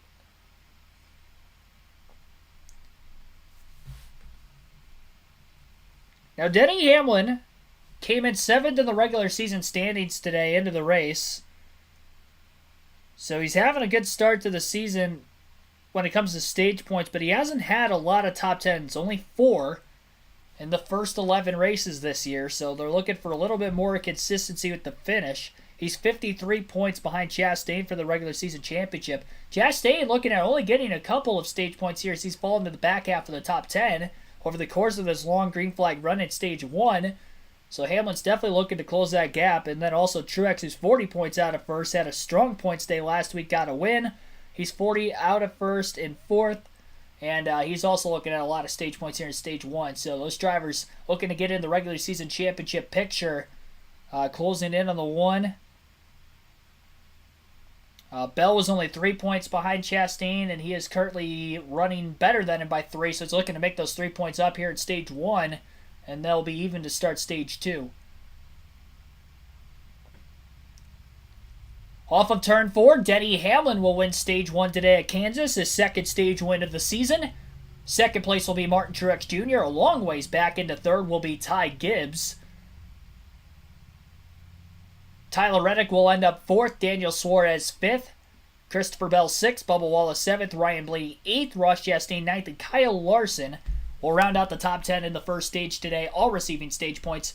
You're listening live here on KRC to the Advent Health 400 at Kansas Speedway. Be sure to hit the like button, subscribe for more daily NASCAR content. We'll take a quick break, and then we'll have pit stops during the stage break on the other side.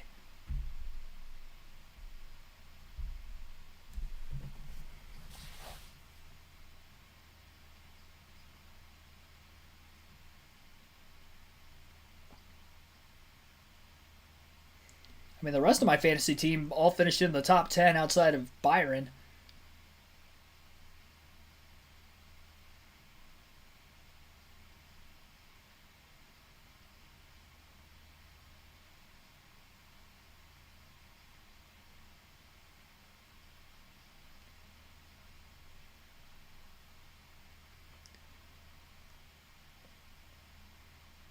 All the bonus point positions are fairly tight, except for Gibbs, still quite a ways ahead of Barry. That felt like the easiest pick to make of the fantasy picks this week.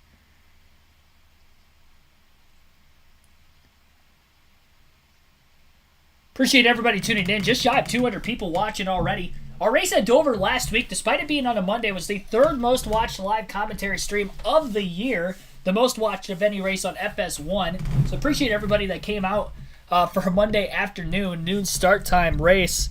Yeah, that was awesome, honestly. Actually surprised at how many people were able to tune in. I'm sure a lot of you guys were probably listening from work or school if you're younger.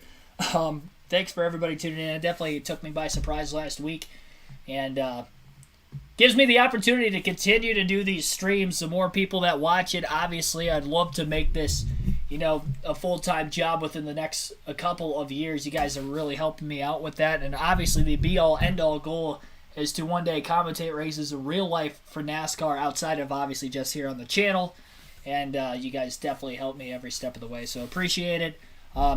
And every time you guys hit that like button, you subscribe to, it just helps the algorithm out a little more. So that's why I always ask as much as I do throughout the course of these streams, because obviously these are the most watched streams on the channel throughout the course of the week.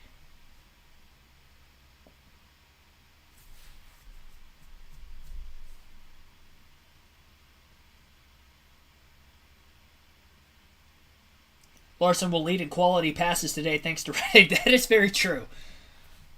That is very true. Sure, he won't be cutting Reddick any slack the rest of this race.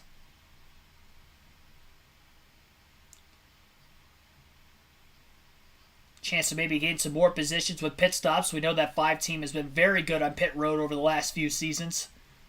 Really, all the Hendrick Chevys have been for the most part.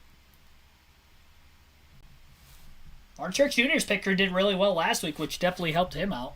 It's time for our Credit One Bank ones to watch.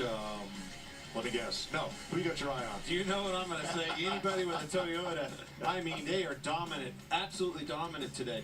Yeah, so far I'm liking Kyle Larson's rebound. So that's who I'm watching. The way that he stays calm, he's just like Zen mode running through the field. Ty Gibbs, he's running third right now, and if he can run with these veterans at 2311 and Joe Gibbs Racing, wow, he's having a pretty good day. Absolutely. Larry Mack.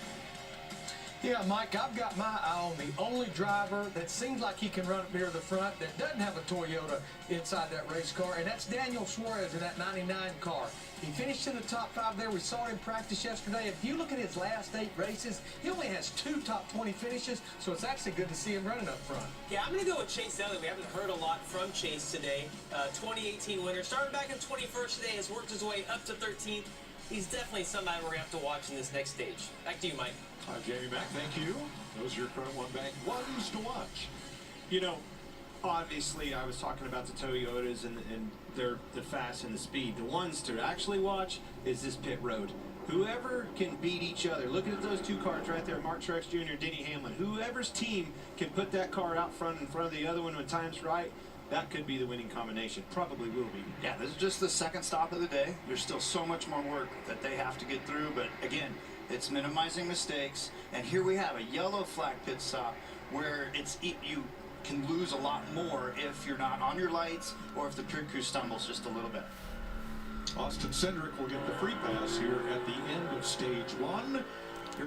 And we've got some pit stops starting here. Denny Hamlin coming in, leading the field. 23 laps already today. Felt okay taking off. Builds free. Gets almost as loose as it did in the first run, so they want to go more on those adjustments from the first round. It stops 4 tires there. 11 of Denny Hamlin. Felt okay.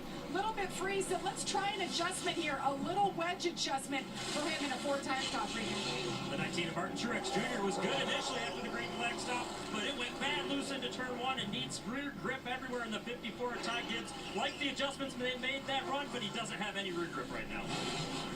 Denny Hamlin wins the race off of pit road. Truex will follow behind him in second. Suarez gains 1 spot. Bubba Wallace and Ryan Blaney up 2. Larson gains 2. Reddick with a slow pit stop, losing 5 spots on pit road. He'll drop from 4th to 9th. Bell and Chastain also lost a spot. So Reddick, the big loser in the top 10 on pit road that time. And then Blaney and Wallace, the big gainers out of the drivers inside the top 10 as well. Greta, an original employee of Fox Sports, passed from cancer Friday. He started as a graphic operator on Fox NFL, produced Arizona Diamondbacks baseball, winning a World Series ring, and was on the faculty at the Walter Cronkite School of Journalism at Arizona State. The ultimate team player, in his 40-plus year career, Mark worked with many of our Fox NASCAR team. Mark Rita was 65.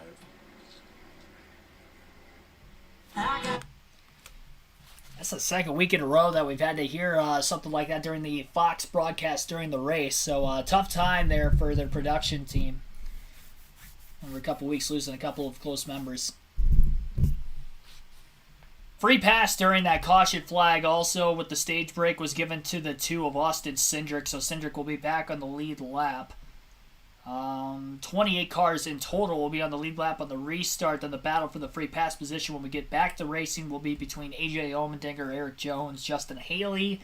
Of those a lap down, of course, Byron 2 laps down in the 24. That's going to be tough to come back from. Anytime you go 2 laps down, 1 is makeable. You can get the wave around under a certain caution circumstance. You can get the free pass. But when you're 2 laps down, that is almost like a death sentence in trying to get back on the lead lap. It is nearly impossible to escape, and we'll see if he can do it, though. I mean, if there's any equipment out there on the track every week that can get it done, it would be the 24. I don't know how banged up the car is after he got loose and got into the wall. He kind of kept it off the wall for the most part the first time he got loose, but he definitely hit the wall enough that they wanted to bring the car to pit road, make sure there weren't any flat tires to keep him in the race. Chase Briscoe, as you heard during the green flag pit stops as well, his left front tire came off the race car. He had to back the car back down to pit road. He is currently 5 laps down as a result. He was already about a lap or 2 down on speed as it was, so his day only went from bad to worse as he sits in 35th. Remember, he was the last driver above the cutoff line of points coming into the race today. He was barely ahead of Daniel Suarez and Ty Gibbs. Both those drivers finished in the top 5 in stage 1. and are going to restart. It looks like 3rd and 4th coming up here on the restart as well. So there's a very good chance that at least one of those guys are going to get themselves, honestly, probably both, with Bowman being out of the race today too. We could easily see Gibbs and Suarez moving above the cutoff line with Bowman out of the race, and then the 14 having a very, very terrible day. Got to make it to the end, though, if you're Gibbs and Suarez, to cut that gap down immensely. God rides a Harley, thanks for tuning in as well. Yeah, I guess retired people were probably watching also last week. The live commentary stream on a Monday. See somebody saying the 45 is fast. Toyota as a whole is just unearthly fast today. It is something to watch, I'll tell you that much. I don't think I've seen a manufacturer dominate. I mean, granted, it's just the start of the race, and there's still time for other teams to make adjustments during these pit stops. That was only the first pit stop of the day that we saw. During stage 1, this was the second stop during the stage break. We're guaranteed at least 3 more stops the rest of this race, if not more, depending on how cautions may play out the rest of the way. Definitely get some more drivers into it. Daniel Grogan, thanks for tuning in as well. Fast 1.5-mile racetrack. So let's go to our Toyota cutaway car inside the Toyota Tech Center, and let's kind of show you what he means by being in dirty air. Now, this is a car that's out front in clean air. It has downforce on the front, downforce on the rear. But if there's a car that's behind this car or back in traffic, it's in the wake of that lead car. It's going to start to feel the effect even 15 to 20 car lengths back. The closer it gets to that lead car, it starts to take more and more downforce off the front of that car. When it gets real close to it, it has completely changed the handling characteristics, and that's why today, Mike, you'll see drivers moving around, yes, looking for grip and speed, but their big thing they're looking for is to get out of that dirty air. Thanks, Larry. Harrison Burton makes a late stop to top off as we get ready to resume here. Tyler Reddick's team had trouble with the jack. That's why he came out of the pits back in 9th place. Let's get an update on the 99 from Josh. Yeah, strong run so far for Daniel Suarez in that 99 car. Told him he was doing a great job of running the bottom. Now, his only complaint was that the car just a little bit free everywhere. Well, they told him, we're going to make a wedge adjustment in that last caution. He said, hey, let's not go too far with this. I like being a little free so I can run the top, guys. Harrison Burton's stop was to retighten the right front lug nut, and Kyle Busch had a problem on his stop. He had to back up into his stop so they could tighten a lug nut, and then he got nabbed for speeding. Jeez, that sounds just terrible. Second week in row, Busch has had a speeding penalty on pit road.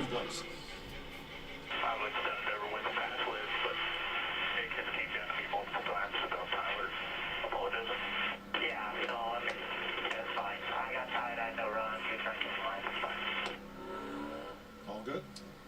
Nothing phases that kid. Every single time something happens, it just doesn't phase him. Never leaves his cool. Like, no problem, no drama. Just put me back behind the wheel. Pace car pulls to pit road. Stage 2 about to begin. Front row, Denny Hamlin, Martin Truex Jr. Row 2, Daniel Suarez, Ty Gibbs.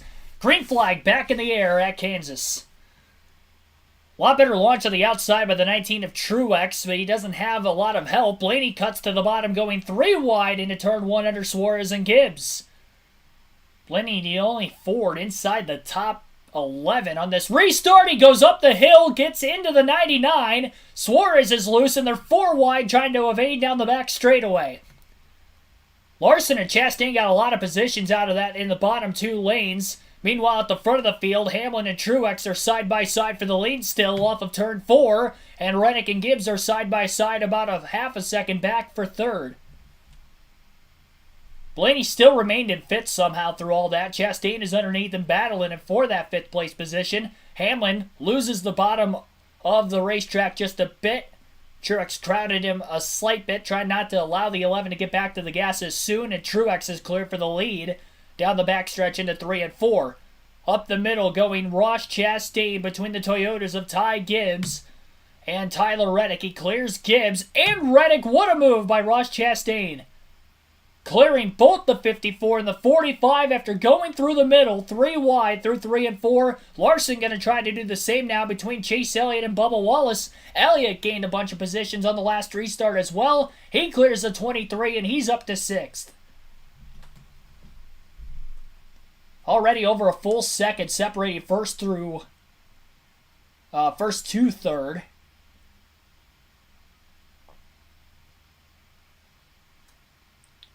Reddick and Gibbs continuing their battle for 4th. Both cars to the apron through the tri-oval. Reddick is clear. Throws a block going into turn 1 to the outside before pulling back to the bottom. And he'll stay in front of Gibbs now on the backstretch.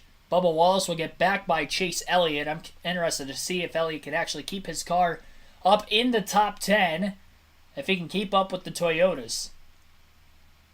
Josh Berry passing Daniel Suarez for position. Suarez restarted in 4th, and he has fallen all the way, or 3rd, I should say, inside of row 2.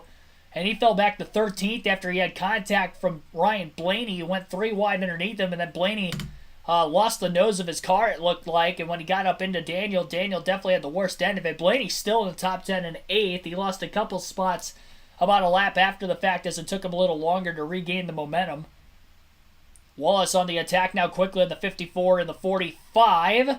Reddick losing a little bit of time in that outside lane. Wallace is going to clear the 54. Doesn't go all the way up. He's going to give Reddick a little room. Reddick just did not get off turn 4 very well at all despite being on the top because Ty Gibbs got around him as well. And now Chase Elliott to the inside of Reddick's race car for 6th place again as Elliott's trying to keep up with him the best he can.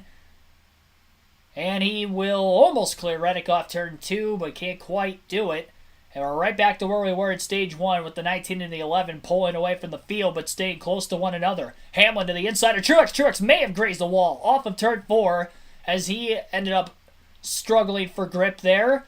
Now he goes down to the apron trying to side draft Denny Hamlin aggressively. It's going to make for an awkward angle into the corner for both drivers through 1 and 2. Hamlin slides up the racetrack, trying to keep it off the 19. He wiggles too much and Truex will pull clear again. Great battle between the Toyota teammates at the front of the field. Truex fends off Denny Hamlin a second time after the restart. And now back to the outside goes Hamlin trying to regain that momentum and get back at the 19 again. Hamlin won stage 1. Was the controlled car in the restart after winning the race off pit road. And now is in second behind the 19. Tyler Reddick continues to lose a bunch of spots off the restart. Had a slip up off of turn 4 where Bell and Larson got around him. And now Josh Berry will clear the 45 off turn 2 for 10th place. So the Hendrick Chevys are starting to slowly progress through the field. Byron had his issues. He's a couple laps down. But the 548 and the 9 now all inside the top 10 at the same time for the first time in the race. Wallace battling for 3rd now with Ross Chastain. He has a faster car, it looks like now, than what he did back at stage 1. I think Booty Barker must have made a great adjustment call on that 23 on pit road because he is looking just as quick as Hamlin and Truex. The last lap that Wallace ran, well, I guess he's still about a tenth slower. That just shows how fast Hamlin and Truex are. Never mind. But he is quick enough, obviously, to get to 3rd. We'll see if he can keep chipping away and if he can conserve those tires over the course of this long run as well. Blaney taking the battle back to Christopher Bell. It just doesn't look quite as strong as some of the other Toyotas in the field. Blaney didn't roll the outside as well getting into turns 1 and 2. He lost touch of the 20. Larson gets underneath him. Side by side for the lead again as well. Hamlin sails it into 3 and 4. Goes quickly up the hill. Catches the car. Has to lift. Truex not going to be able to pull the crossover move and Hamlin will hold clear and take the lead again. Truex trying to get a run at Denny Hamlin. On the front stretch, he's going to dive back to the bottom. No, he goes only a half a lane below Hamlin instead into 1 and 2, not all the way down to the white line. Truex is going to get off the exit of turn 2 better than Hamlin. He's staying close on the left rear corner panel. Again, back and forth go the 19 and the 11. Down to the bottom of the track goes Truex. He's going to try the slide job now through 3 and 4. He can't complete the pass. Stays alongside Hamlin off the exit of the corner. Ducks in line behind him. And Hamlin holds on to the lead again. They continue to battle. It's going to allow Bubba Wallace to close in, whether he's faster than the 2 cars in front of him or not. He's closed the gap down about 0.3 of a second over the last 2 laps. Josh Berry on the move. He gets by Ryan Blaney for 9th. Kevin Harvick also looking to get by Blaney to be the highest running Ford in the field. They're side by side with Suarez close behind. 100 laps complete out of 267 today and 20 complete out of 85 in Stage 2. Fords are completely off, which we've kind of seen this on intermediate tracks so far this season. And that is the case again here today with none of them inside the top 9 positions in the early going of this one. We're closing in on the halfway mark and they still haven't propelled forward. Logano was in the top 5 for a brief moment in Stage 1, but over the course of that long run in the first stage, he ended up falling well outside the top 10, and he is now back in the 18th place position currently as we run. Full screen commercial break right now on FS1. Your full field running order after 102 laps out of 267. Denny Hamlin has a 9/10 of a second lead over Martin Truex Jr. quickly now. Bubba Wallace is in 3rd, Ross Chastain 4th, and Ty Gibbs is 5th. Christopher Bell is in 6th place. Chase Elliott up to 7th. Kyle Larson has rebounded back to 8th. Josh Berry 9th, and Ryan Blaney is 10th.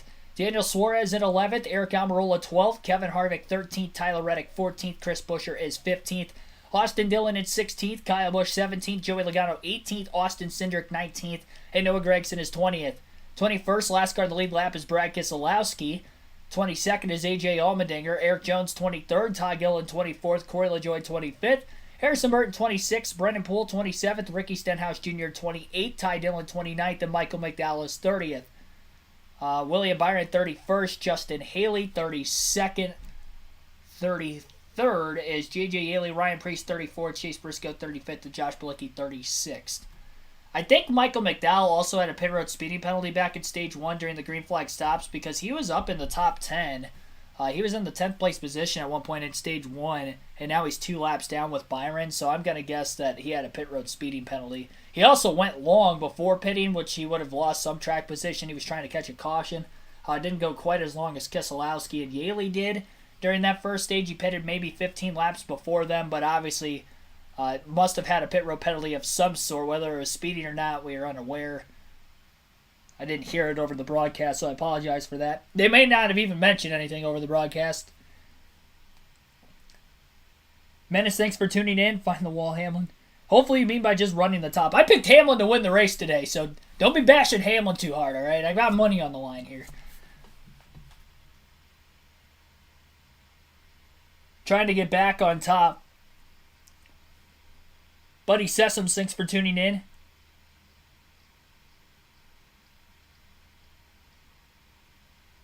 Pulling out his inner Clint Boyer, saying the JGR's got a few hot rods. Hot rods and cat. I hear a lot on the broadcast with Clint Boyer. This cat right here. This cat has a hot ride today. It's like, that's like classic Clint Boyer. I would say classic. He's only been in the booth for a few years, but.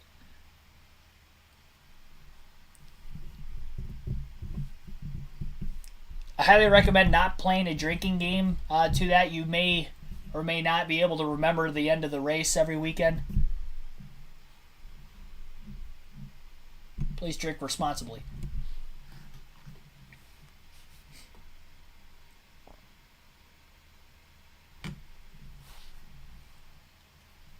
Alrighty. Yeah, Hamlin's definitely starting to pull away right now. Bell has gotten back up to 5th, it looks like, during the commercial break. He just passed Gibbs. Chastain's still holding on for now. He was fading over the long run, though, last time. He's definitely got the quickest Chevrolet in the field as of right now. We'll see if that will hold on. He was 9th at the end of Stage 1. Remember, Chastain, the regular season points leader by 3 points over Bell coming into the day. Bell outscored Chastain by 3 in that first stage, so they are actually tied on points as we run at Stage 2. It looks like the caution lights are on the racetrack. I think I saw the caution lights on. Maybe there's something else. Yeah, turn 2. Somebody's in the wall. Austin Cindric in the 2 cars in the wall. And still up against him before now getting off. Second incident of the day, our third caution overall, and this will likely bring teams down to pit road. I think they'll be within the fuel window to make it to the end of the stage here in Stage 2. And it looks like the right front may have gone down on the 2. because he hit the wall in the probably 2/3 to 3/4 mark down the front stretch. They weren't quite into turn 1 yet. And actually, it looks like the wheel might have come off because it looks like the rim is now rolling down into the infield grass. The rubber is no longer on the wheel, but the wheel is gone. Yeah, the wheel came off, and that probably is what caused the two to hit the wall in the front stretch like that, because he wasn't into the corner yet when he ended up hitting it, and the rubber goes with it. Chris Davis, thanks for tuning into the stream as well. So Austin Cindric going to bring out our second incidental caution today. Denny Hamlin was starting to pull away from Truex, which he was not able to do in stage 1. He won that stage by only about 0.6 of a second over Martin Truex Jr. And then went back and forth at the beginning of stage 2 and also throughout most of that first stage, especially after the green flag pit stops when Hamlin leapfrogged the 19 by pitting a couple laps before him. From that point on, really, it was a pretty dead even race between those two, and it looked like just whoever had the track position was better than the other. They were that equal, but here in stage 2, I think the adjustments have swung in the favor of Denny Hamlin as they sit right now. But, of course, now they're going to be coming into the pits, so there's a chance for Truex to maybe get back into the lead on pit road. We know how bad that pit crew is for Denny Hamlin, so we'll see. Pit road is open this time by. Hamlin leads everybody down. Here they come. Jamie. Bubba Wallace, 17th to 3rd. Pretty happy driver right now. Car's pretty neutral. Could be a little bit tighter, so they'll make a slight adjustment with air pressure and 4 tires there. Denny Hamlin, same thing. Said he wants to be just a little bit tighter for the exit of the turns. Wants a little bit more of that last adjustment and a clean windshield there. Regan. Martin Truex Jr.'s team told him, we see what it's doing in the data. We will tighten your car up some for this next run. And the one car, Ross Chastain, has been loose all day. This run, though, it was better. It stayed tight the whole run, and he liked the consistency of the car. Here's your race on pit road. Chase down. Bubba Wallace wins the race out of the pits. Chastain up to Denny Hamlin. Just mentioned how bad that pit crew is. He loses 5 spots on pit road, and Chase Elliott backing back onto pit road as they have to secure that left rear tire onto the car. So he's going to go from about 7th place further back in the field now, and he's going to have to make up a lot of ground. There were only 21 cars on the lead lap when the caution flag came out, so Elliott will be 21st on this upcoming restart. So big gainers there on pit road. The top two, Bubba Wallace and Ross Chastain, coming out 1-2. Truex lost a spot. He came out in 3rd. And Denny Hamlin lost 5 spots, so he goes from the lead back to 6th for the restart. Blue Slug Nuts Day, it is. Very much. Yeah, because Briscoe had his issue in the green flag stop, and then Cindric just moments ago, and now Chase Elliott. At least Elliott's team caught it. I think he was trying to leave the box, and they had to back in real quick before he was completely out of the box. I mean, he was able to at least go from 21st starting spot up to 7th where he was at, so I'm sure he could do it again. He's going to be right around there in the restart this time. There were quite a few drivers that took the wave around to try to get back on the lead lap. Those drivers would include A.J. Allmendinger, Todd Gillen, Corey LaJoie, Harrison Burton, Ty Dillon, Michael McDowell, and Ricky Stenhouse Jr. So the hope is that they get a quick caution so then they can pit, top off on fuel, make it to the end of the stage.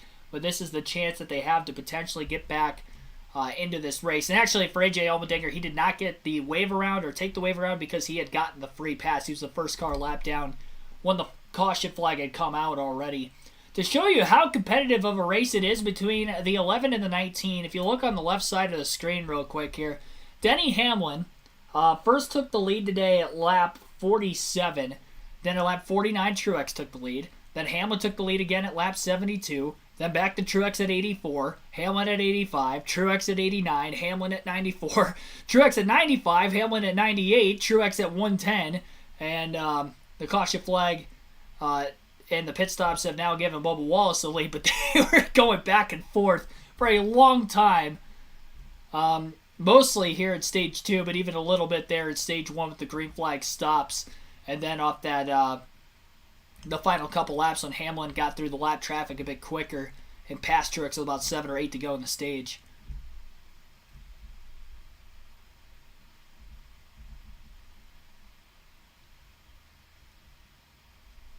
There's already been 18 lead changes in today's race through 112 laps, which on a mile and a half is impressive. But of those 18 lead changes, I want to see how many were between the 11 and the 19.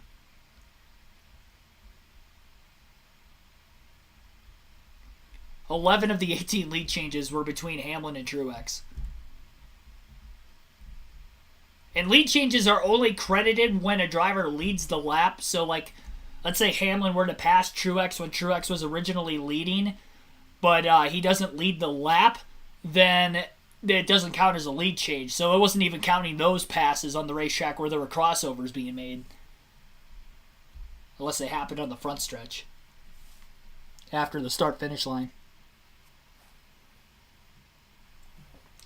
It was a fun battle. I'm actually kind of hoping they both get back up through the field again after losing some time on pit road just because of how great that battle was between the two cars.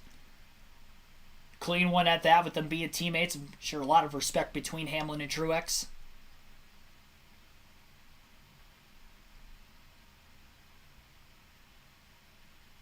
Ha! I guess they said Chris Gabehart, Denny Hamlin's crew chief, had stated in running. Hopefully we don't have any more issues the rest of this race today. Apologize for that. We are still in stage 2, about to be going green with 3 laps left in the stage. It'll be Joey Logano and Michael McDowell on the front row. We just had some pit stops which split the field up. A lot of drivers on old tires trying to capitalize and get some stage points. 4 wide in the middle of turns 1 and 2. Kyle Larson, Denny Hamlin trying to split up the middle.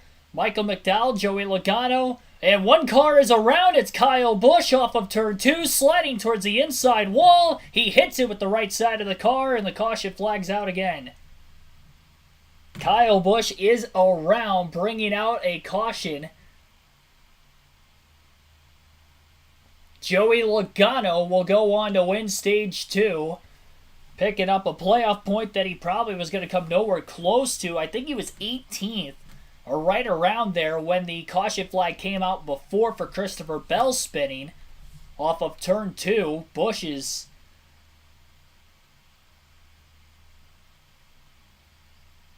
not sure exactly how he went around. He was stuck on the outside lane. They were 4 wide right in front of Busch.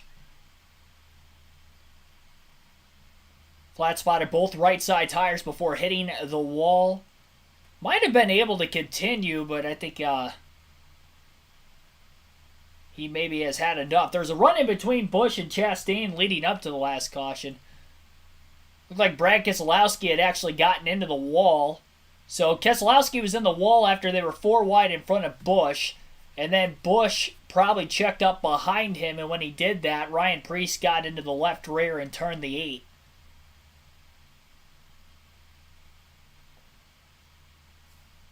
Eye of the storm was Kyle Busch. And he ended up involved in the accident there.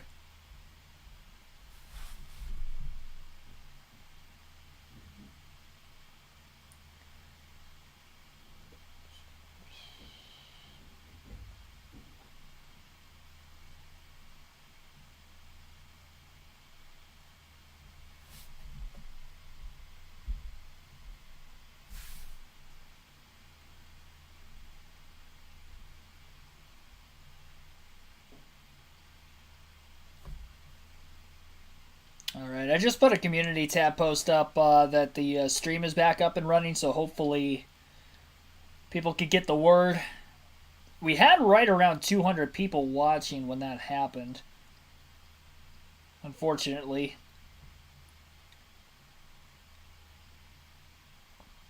So we are at the end of stage number 2. Top 10 at the end of the stage after the caution flag had come out for Kyle Busch spinning off of turn 2. Joey Logano will win the stage. Michael McDowell will finish second in stage 2. Noah Gragson third. Eric Jones fourth. AJ Allmendinger fifth. Chris Buescher 6th. Ty Dillon 7th. Austin Dillon 8th. Kyle Larson 9th. And Denny Hamlin will round out the top 10. And the final stage about to begin. A lot of great racing that went on stage 2 once again while we were gone. And it has been probably the best race of the season up to this point. Hopefully that continues to move forward.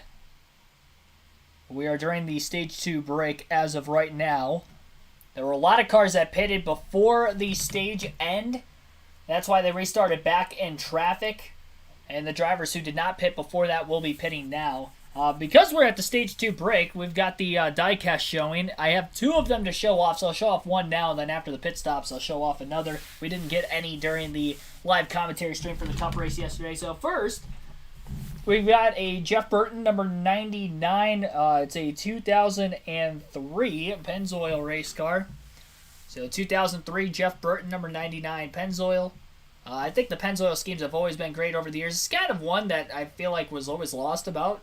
Yes, they did sponsor Roush Fenway Racing there for a little bit. Some of their Busch Series cars with Mark Martin and Matt Kenseth had a Pennzoil scheme around the same time as well, but this was the Cup scheme for Jeff Burton. Number 99. My personal favorite NASCAR number. Favorite number in general, I guess, not just NASCAR. This was actually the same number I raced when I was growing up racing quarter midgets go-karts. So there is that one, and then I'll get the second one out to you guys following the pit stops.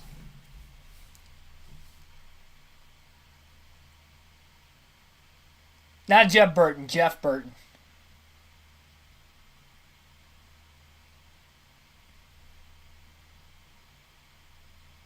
Not YouTube, I hope not. That stinks, though. I mean, I didn't miss the race because I was listening and watching while I was trying to get the laptop fired back up again, but we missed like 60 laps, commentary-wise.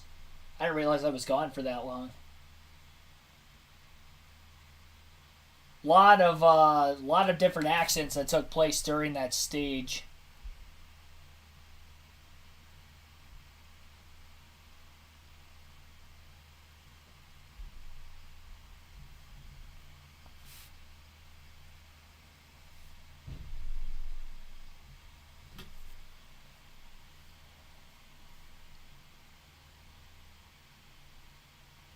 So Kyle Busch's day is done, again following a spin. Both him and Christopher Bell out of the race.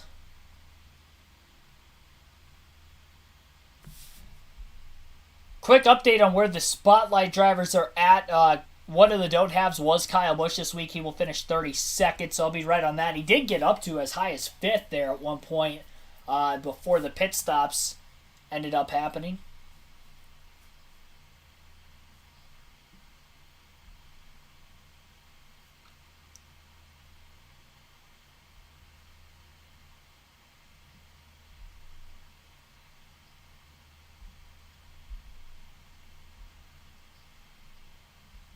So it sounds like we're going to get a Christopher Bell interview following his exit from the Infield Care Center after his crash. He had spun off turn 2 as well, hit the wall head on.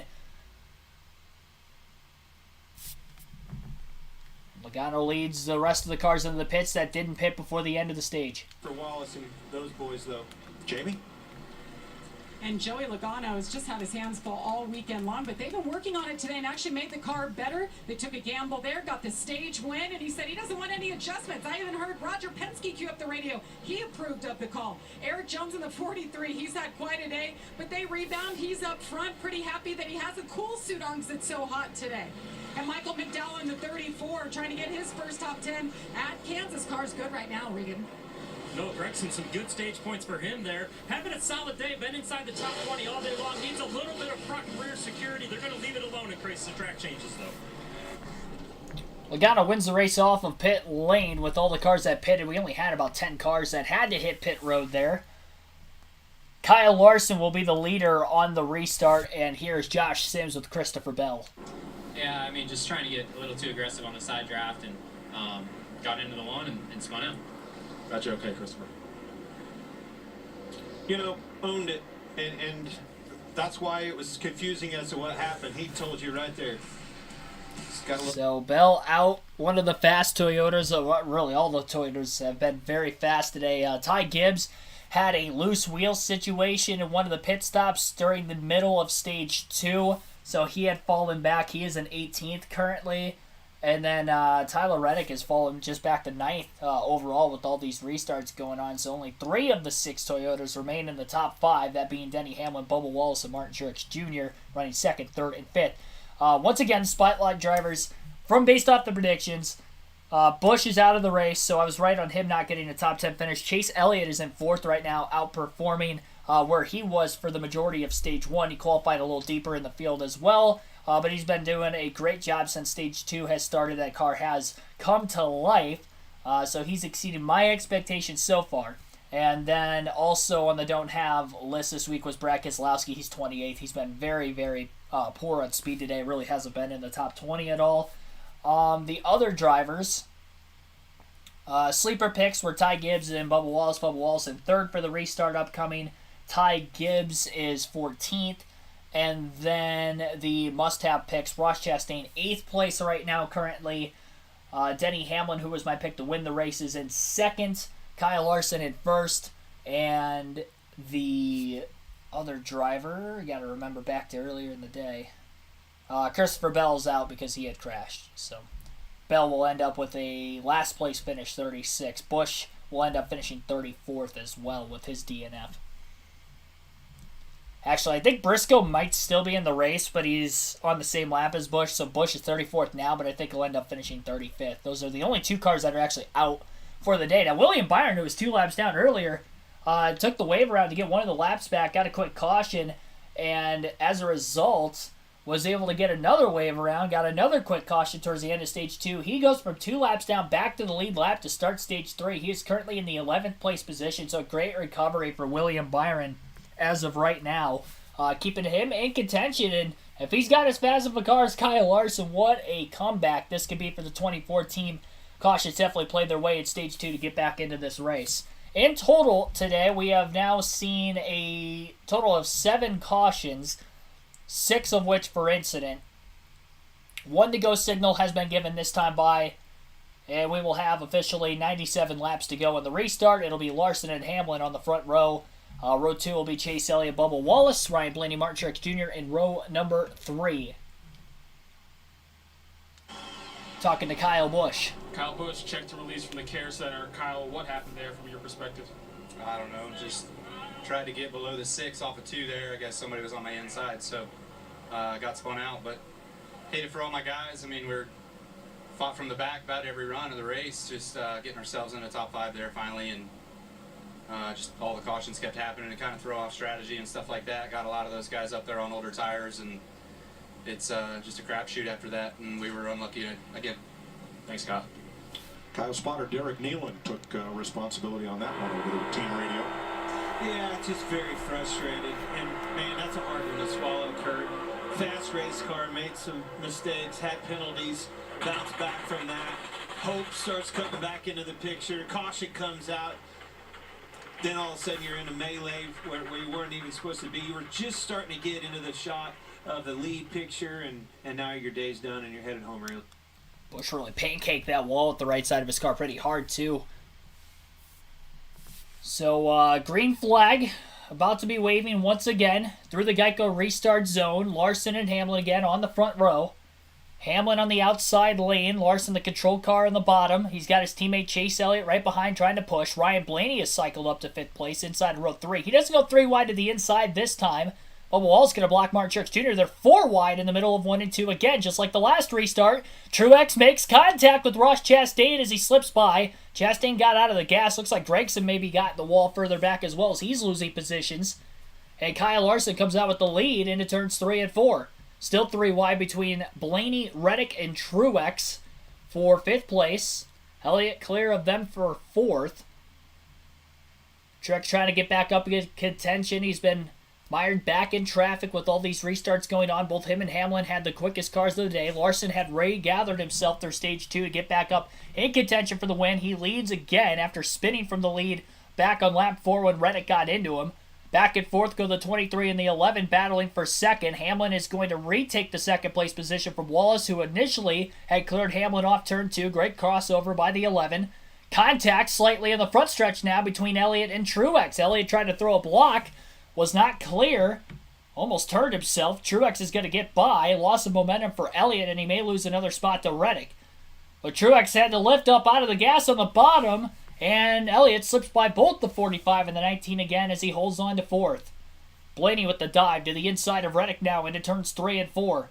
Hamlin on the attack trying to close in on Kyle Larson. Blaney clears the 19 of Truex. Reddick also got by Truex through 3 and 4.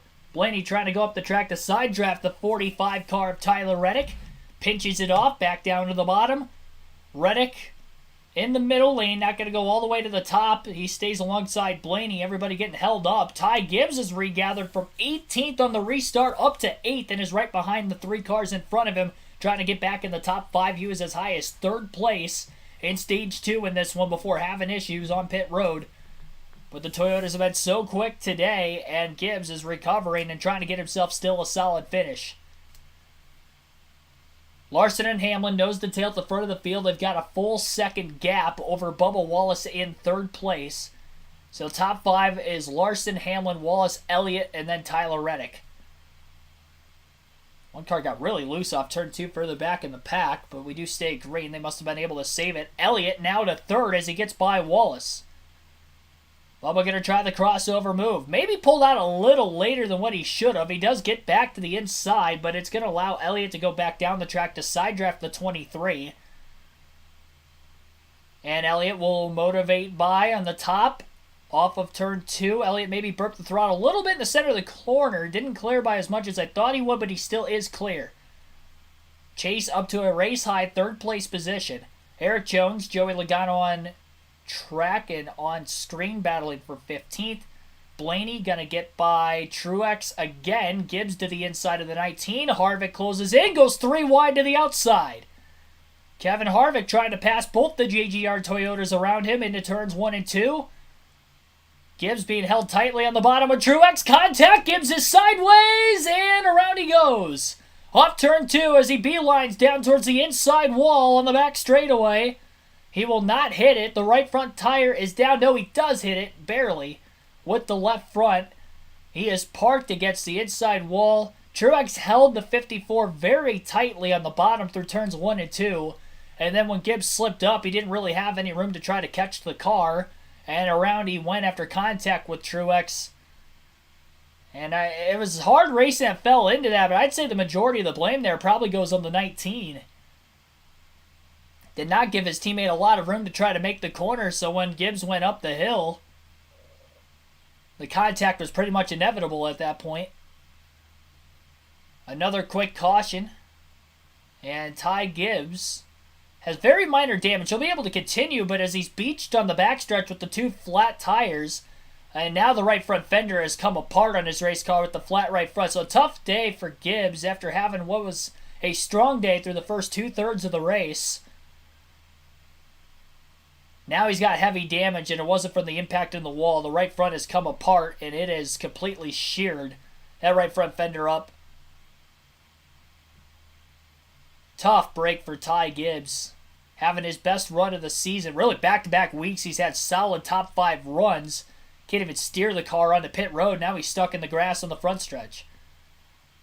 No steering ability of that car, and Gibbs' good day is going to come to an end. Game over. Business is picking up. You know, we talk about Ty Gibbs and the job that he's been doing quietly, just staying out of trouble, right? And was minding his own business.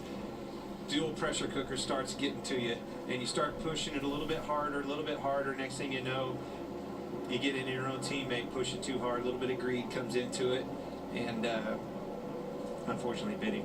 Yeah, he's going to learn from this mistake. I mean, but it's been tough. It has been so tough off of these corner exits. The biggest mistake, though, was driving back too fast. Yes. Yeah. Yep.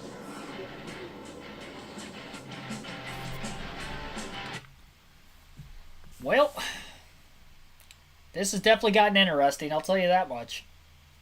A lot of cautions in the second half of this race. Had that caution in the middle of stage 2.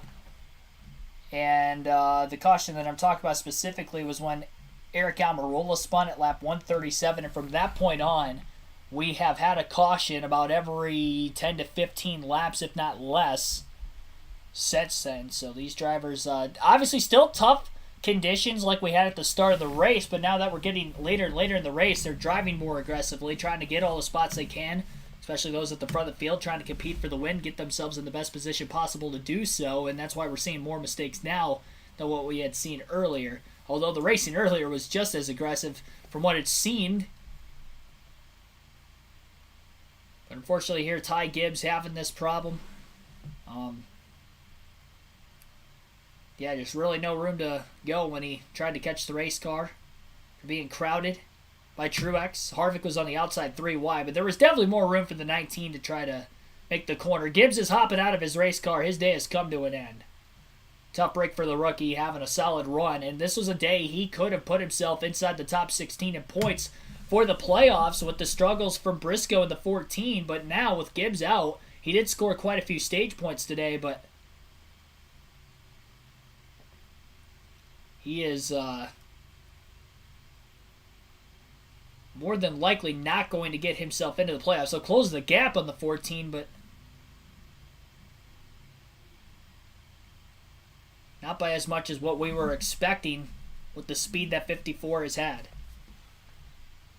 So that's 2 Toyotas now knocked out of the race, Bell and Gibbs. After all of them were running 1 through 6 at one point early in the day, they were all in the top 10 all the way throughout Stage 2 as well.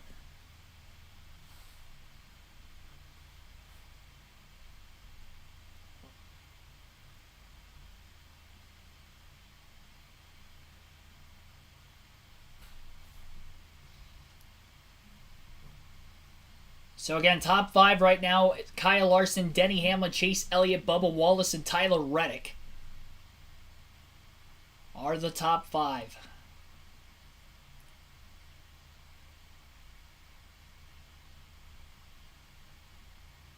Still lean towards Larson and Hamlin having the fastest cars in the field. Truex has faded a little bit. Not as strong in traffic as what he was when he was up towards the front. I think it's between Larson and Hamlin, but of course with Elliott, another Hendrick Chevy now in contention. Maybe he's got a shot to win this race. Needs a win to get into the playoffs. He comes in 29th in points.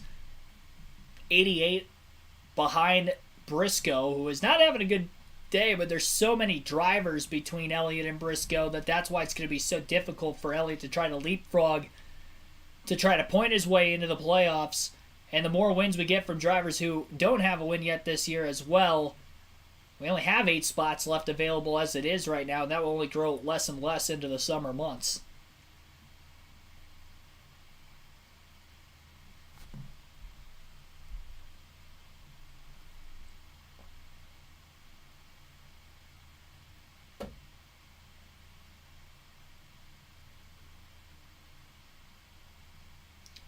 Sorry for having to air a lot of ads, by the way, in the second half of this race. I have to catch up from not being able to stream throughout Stage 2 with the laptop crashing out on me, so I apologize for that. We'll take another quick break here while we're under caution. I'm trying not to do it during green flag conditions as much as I can help it. I'll keep the poll up in the chat. Actually, I'll just end it because it's pretty much over anyway. Other, 51%. Has won the poll. So you guys think that anybody other than William Byron, Christopher Bell, or Denny Hamlin will win today's race? Larson is leading currently, so that could be true. And then, of course, Bell out of the race today. So Hamlin in second, and then Byron now back inside the top 10. We'll see if we can get back into it. Our goal is still 150 likes on the stream. We're at 114 right now. Unfortunately, missing out a lot of Stage 2. May take away from that here in this one. But hopefully everybody that was watching before can rejoin here before the end. And we have a lot of cars staying out at the front of the field. Truex will be the first to pit. Logano will duck down as well. Cannot make it on field to the end of the race from here, but very few cars are on pit road as we speak, taking on fresh tires. Got to make those adjustments. He's been in a wall. Regan? Well, you guys are exactly right, Mike. You see the damage on the right side of the car, but he came on the radio a little while ago and said it is plowing again. Of course, early in the race, they had gotten pretty good with that car, and it would cycle through good on the long runs, but not very good right now on the short runs. 4 tires for Truex.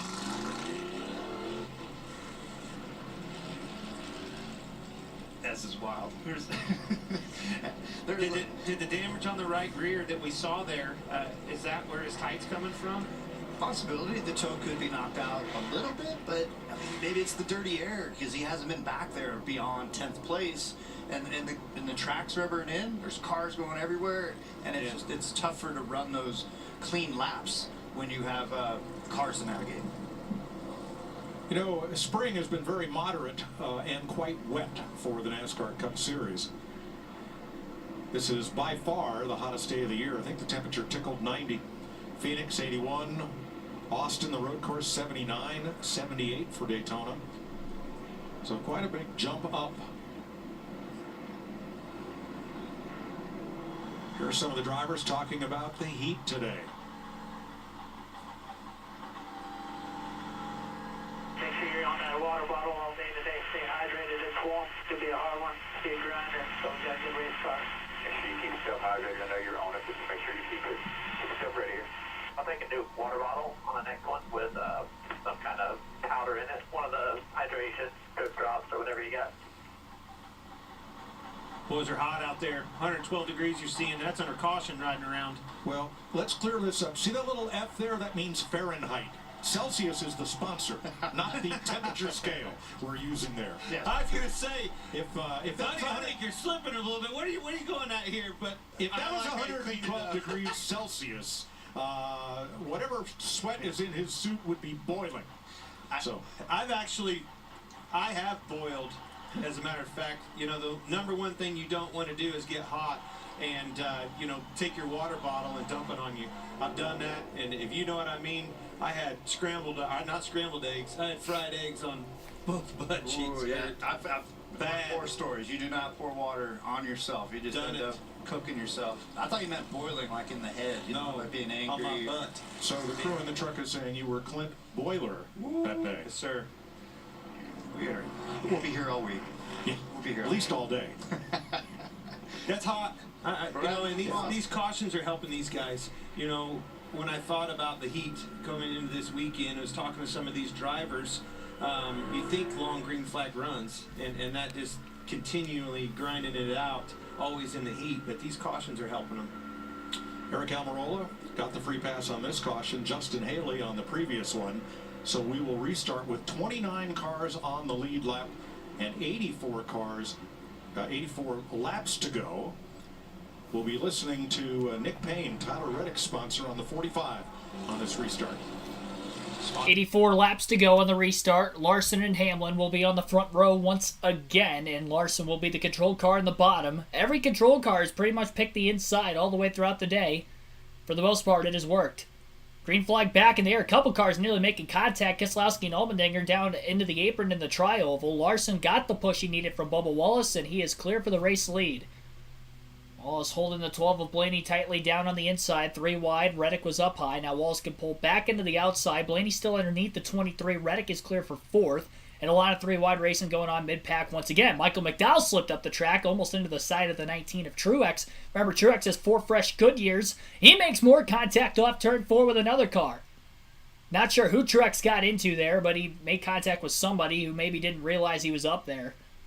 Blaney is going to clear the 45 of Tyler Reddick for 4th place off of turn 2. Hamlin now is going to lose 2nd place to Chase Elliott, who gets by on the outside. Reddick with the crossover on Blaney being put into 3 and 4. Blaney back to that middle to upper groove. Reddick on the bottom. He's going to slide up clear of Blaney off the exit of the corner, and Blaney's going to try to cross him back over a 3rd time. Can't do it, though. Reddick with the block nearly down into the grass at about the start-finish line. And Chase Elliott now hounding Kyle Larson for the race lead at the front of the field. Elliott to the inside. And he is going to be clear of Kyle Larson. Chase Elliott leads at Kansas. Larson battles back to the outside, though. Elliott slips up the track. He's going to crowd the 5. Side by side for the lead again off turn 4. Larson going to try to carry the momentum on the front stretch. Hamlin's coming up from close from behind now. Looks to the inside. Elliott blocks down to the apron. Hamlin goes 3 wide for the lead into turn 1. Now has to back off. Elliott slides up the track again on Larson. Can't clear him. Larson carries the momentum off the top, and Hamlin's going to be able to try it again here shortly. Side drafting is the 9 on the 5. Sending it deep into the corner again. Again up the track goes Elliott. Clears the 5. Larson cutting down the track for the crossover off turn 4. Elliott going to have to block. He leads his first lap of the day at the start-finish line. 4 weeks after returning to NASCAR from a broken leg, Chase Elliott trying to win his way into the playoffs in a nearly must-win situation. And he leads for the first time today at Kansas with 80 laps to go. Denny Hamlin on the attack for second on Larson. The Hendrick cars have not been as good, though, as the Toyotas, and really manufacturers as a whole. Toyota's been so good in the long run. We've had a lot of short runs in the second half of this race. If he gets to a long run, look out for Hamlin and even Truex. Truex up to 5th, has fresher tires than anybody else inside the top 10 right now, after pitting during that last caution. Elliott is out to about a half a second lead nearly over Kyle Larson already. Truex will make the pass for 4th on Tyler Reddick. He'll be clear, and the 19 is moving his way through the field as he tries to go for back-to-back wins. One at Dover last week. Hamlin's still working on the 5, but he's taking too long, and Truex gets underneath the 11 now through turns 1 and 2. Elliott almost got up into the wall off turn 2. The 19 and the 11 side by side of the back straightaway. Hamlin holds on for now. Truex got to go to the top. Hamlin down to the bottom trying to get underneath Larson. Catches a little bit of clean air. He realized he has to go with Truex right there behind him.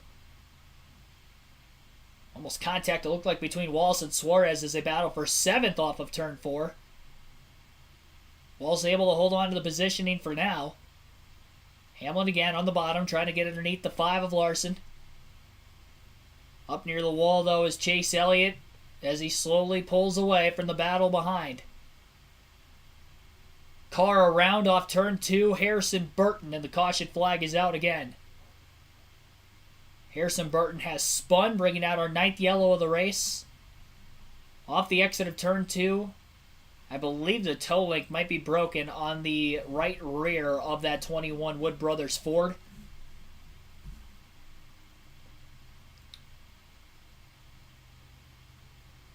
Right in front of Todd Gillen, who barely missed it. Burton backed it up into the outside wall.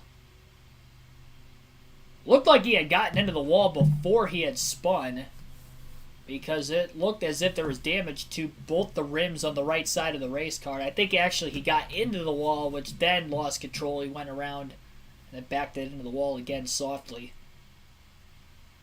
I think he may have broke the toe link on the first hit into the wall. We'll see if he'll be able to continue. Running just outside the top 20 at the time.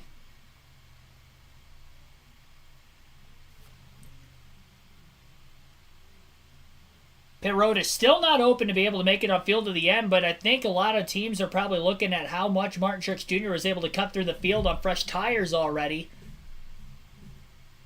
And that may lead drivers to come in and pit this time. Truex will stay out to take the lead. I think Austin Dillon stayed out. He also pitted during the last caution, so everybody who didn't pit prior is on pit road now. Well, 2311 cars coming in to pit here. Kind of all over the map on the handling of the cars right now. Tyler Reddick pretty happy with a 4-tire stop here. But Denny Hamlin, he wants to be freed up a little bit. Chris Gabehart, his crew chief, said we're in a pretty decent scenario here. It's not perfect, but pretty good. Bring it. To Chase Elliott, just a little bit tight when he was behind the 5-car Kyle Larson. As soon as he got out front, though, he said this car is solid, and the 5 Kyle Larson was told to do whatever the 9-car did in terms of pitting. Race off pit road is going to be won by Kyle Larson. Suarez up 4 spots. William Byron up 5. Biggest losers on pit road. Hamlin loses 2. Reddick down 3. And Wallace down 2. So all the Toyotas losing spots on pit road. Now all these drivers are going to be back in traffic on the restart. Truex will be the leader.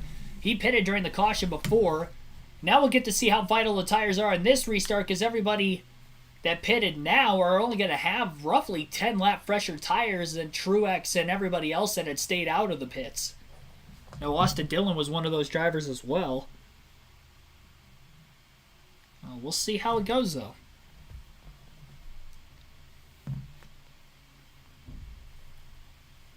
We'll take another quick break here while we're waiting for the race to come back to green flag conditions. Once again, the Advent Health 400 at Kansas. You're listening live on KRC.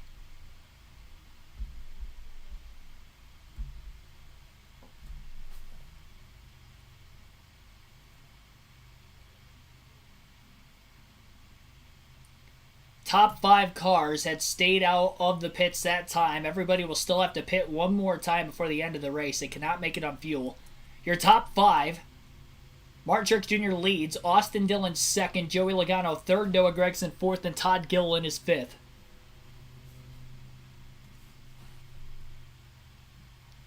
Lap 193 of 267 today, 74 laps to go as we run right now. The race is live on Fox Sports 1 for anybody wondering as well. And be sure to hit the like button and subscribe for more daily NASCAR content. We're up to 120 likes on stream, goal 150, and that was even with having my laptop crash out on me there in the early going of Stage 2. We missed about 60 laps of the coverage of the race on the channel. But we are back, obviously, here right before the start of the final stage and continuing on with our flag-to-flag coverage. We had about 200 people watching at that point in time, so kind of feel bad for both myself and everybody that was listening. Maybe there was no other avenue for themselves to come back into watching this race, but a lot of loose wheels in this one.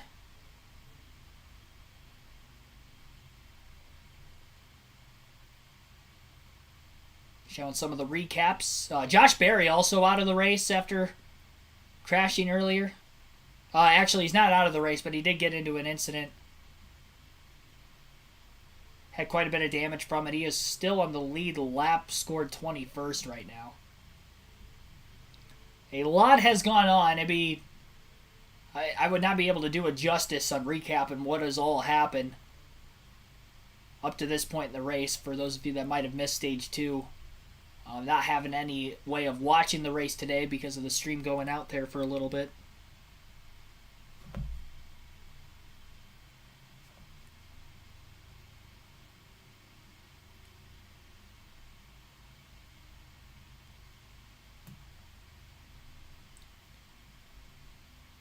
So Martin Truex Jr. back out in front. His car was great when he had clean air. Now he had gotten into the wall a little earlier. Wow, that was an amazing move. He went 3 wide on the apron between Harvick and Harvick and Suarez, I should say. And his drive through the field on those fresher tires on the restart. But now he's going to have slightly older tires trying to fend off everybody. Again, the top 5 stayed out. Larson, who won the race off pit road, is actually going to restart in 6th. So front row on the restart, Truex actually takes the outside lane here, which we haven't seen anybody do today. It's been all on the bottom lane for the control car, but not this time. So Austin Dillon will be on the inside of row 1. Truex on the outside. Row 2 will be Noah Gragson, Joey Logano. Row 3, Chase Elliott and Todd Gilliland. Daniel Suarez, Kyle Larson in row 4. And then row 5 is going to be William Byron and Denny Hamlin, I do believe. 72 to go. Through the Geico restart zone again. And the green flag is back in the air. Larson trying to go to the top 3 wide. Gilliland almost got sandwiched between Elliott and Larson going into turn 1. He's going to lose a bunch of positions on those older tires. Larson going to get by Noah Gragson as well as Chase Elliott off turn 2 as well. The 9 and the 5 still side by side on the backstretch. Truex is easily clear of Joey Logano and Austin Dillon. Logano actually won Stage 2 on pit strategy in this race today, but has had no speed to be anywhere near the top 15. Austin Dillon is in 2nd place right now. Chase Elliott's at 3rd. Larson going for 4th on Logano into turn 1 to the top. Suarez has followed the 5 and the 9. So Chevy's starting to progress their way forward just a bit. Elliott slips up the track through 1 and 2 in the middle of the corner. Couldn't get alongside Austin Dillon as a result. Suarez now to the inside of Logano getting into the next corner. Elliott backed up behind Austin Dillon. Kyle Larson shoots the gap down to the bottom. And he's going to use Austin Dillon as a pick to get to 2nd place. But Austin Dillon now getting pushed by Chase Elliott on the front stretch. He'll hold on to 2nd. Elliott trying to work with the 3 now. But he's still stuck in line behind him. Going to the middle to try to catch some clean air. Austin Dillon on the top near the wall. Larson down to the bottom can't clear the 3 again. Still side by side for 2nd. Hamlin's closing fast. He gets to the inside of Suarez into 1. No, not quite. Hamlin goes way up the racetrack in the middle of the corner. Suarez threw a big block. He gets by Chase Elliott, and Hamlin had to lift out of the throttle to keep it off the wall. Larson finally clears Austin Dillon for second off turn 4 and now turns the attack on Truex for the lead. 69 laps to go. Suarez and Elliott battling for position. Suarez to the outside of the 9. Elliott cuts across the front bumper of the 99. Both head to lift. Hamlin gets by Suarez. Swings to the inside of Elliott getting into 3 and 4. He's going to try to move up the track. He gets by both and Hamlin's up to 4th. Austin Dillon still just up ahead in 3rd. Hamlin trying to keep up with the 19 and the 5 right now. Larson continues to close on Truex on about 10 lap fresher tires. He gets to the inside of the 19, taking a peek through 1 and 2, but can't actually stay underneath them. And he's about a car length and a half behind him on the backstretch into 3. Truex widens the gap out to maybe 2.5 to 3 car lengths now into the corner. Both drivers on the outside. Truex looked like he was going to run the middle, moved up to the top as he saw Larson was up there, changing his lane as much as he could. Contact between Byron and Suarez on the front stretch as they got together behind Chase Elliott, who was blocking both drivers simultaneously. What a recovery for Byron to get up to this battle for 6 with Suarez side by side after being 2 laps down earlier in the race. On speed, he's kind of made that up with the help of some cautions and taking a couple of waiver rounds. And getting more cautions to be able to top back off on fuel again. Get back on the same strategy as the leaders. Almirola trying to recover from a spin as well. Ross Chastain has been backed up at traffic since this restart. He is back in 15th. After running in the top 10 pretty much all day. He's top 5 for most of stage 2 as well. But he has definitely lost a lot of track position. He's about to lose another spot to Ricky Stenhouse Jr. Truex still staying in front of Larson. Now Chastain's in the middle, 3 wide between Gregson and Stenhouse. That's a 3 wide battle between a bunch of drivers that aren't going to give anything. Chastain might have crowded Noah Gragson into the wall.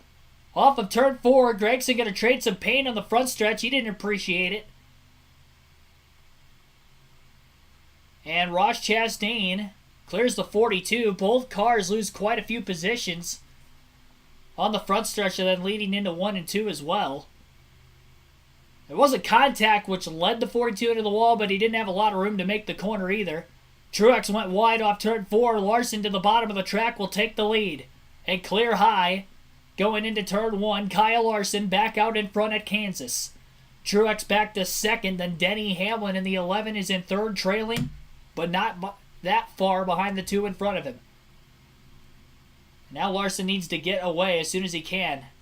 Elliott lost a lot of momentum. He may have gotten into the wall off turn 2 because Bubba Wallace and Tyler Reddick will pass him on the backstretch, and Harvick now right there with him. I think Blaney also got by the 9.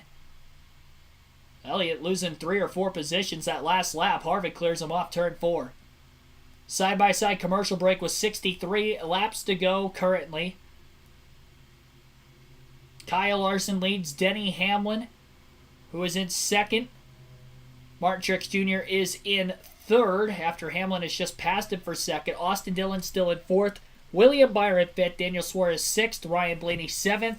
Bubba Wallace 8th. Tyler Reddick 9th. And Kevin Harvick rounds out the top 10. Harvick side by side with Tyler Reddick for 9th on the racetrack. Harvick's been flirting with the top 10 today, but he hasn't really been inside the top 10 much until now. A couple of faster cars in the middle portion of the race, like Bell and Busch, out of the race, which has helped Harvick in the running order just by a couple spots. As well as Ty Gibbs, too. All 3 of those drivers, Gibbs, Busch, and Bell, are out. And it looks like Gragson has gone around off turn 2, bringing out a caution with 62 laps left.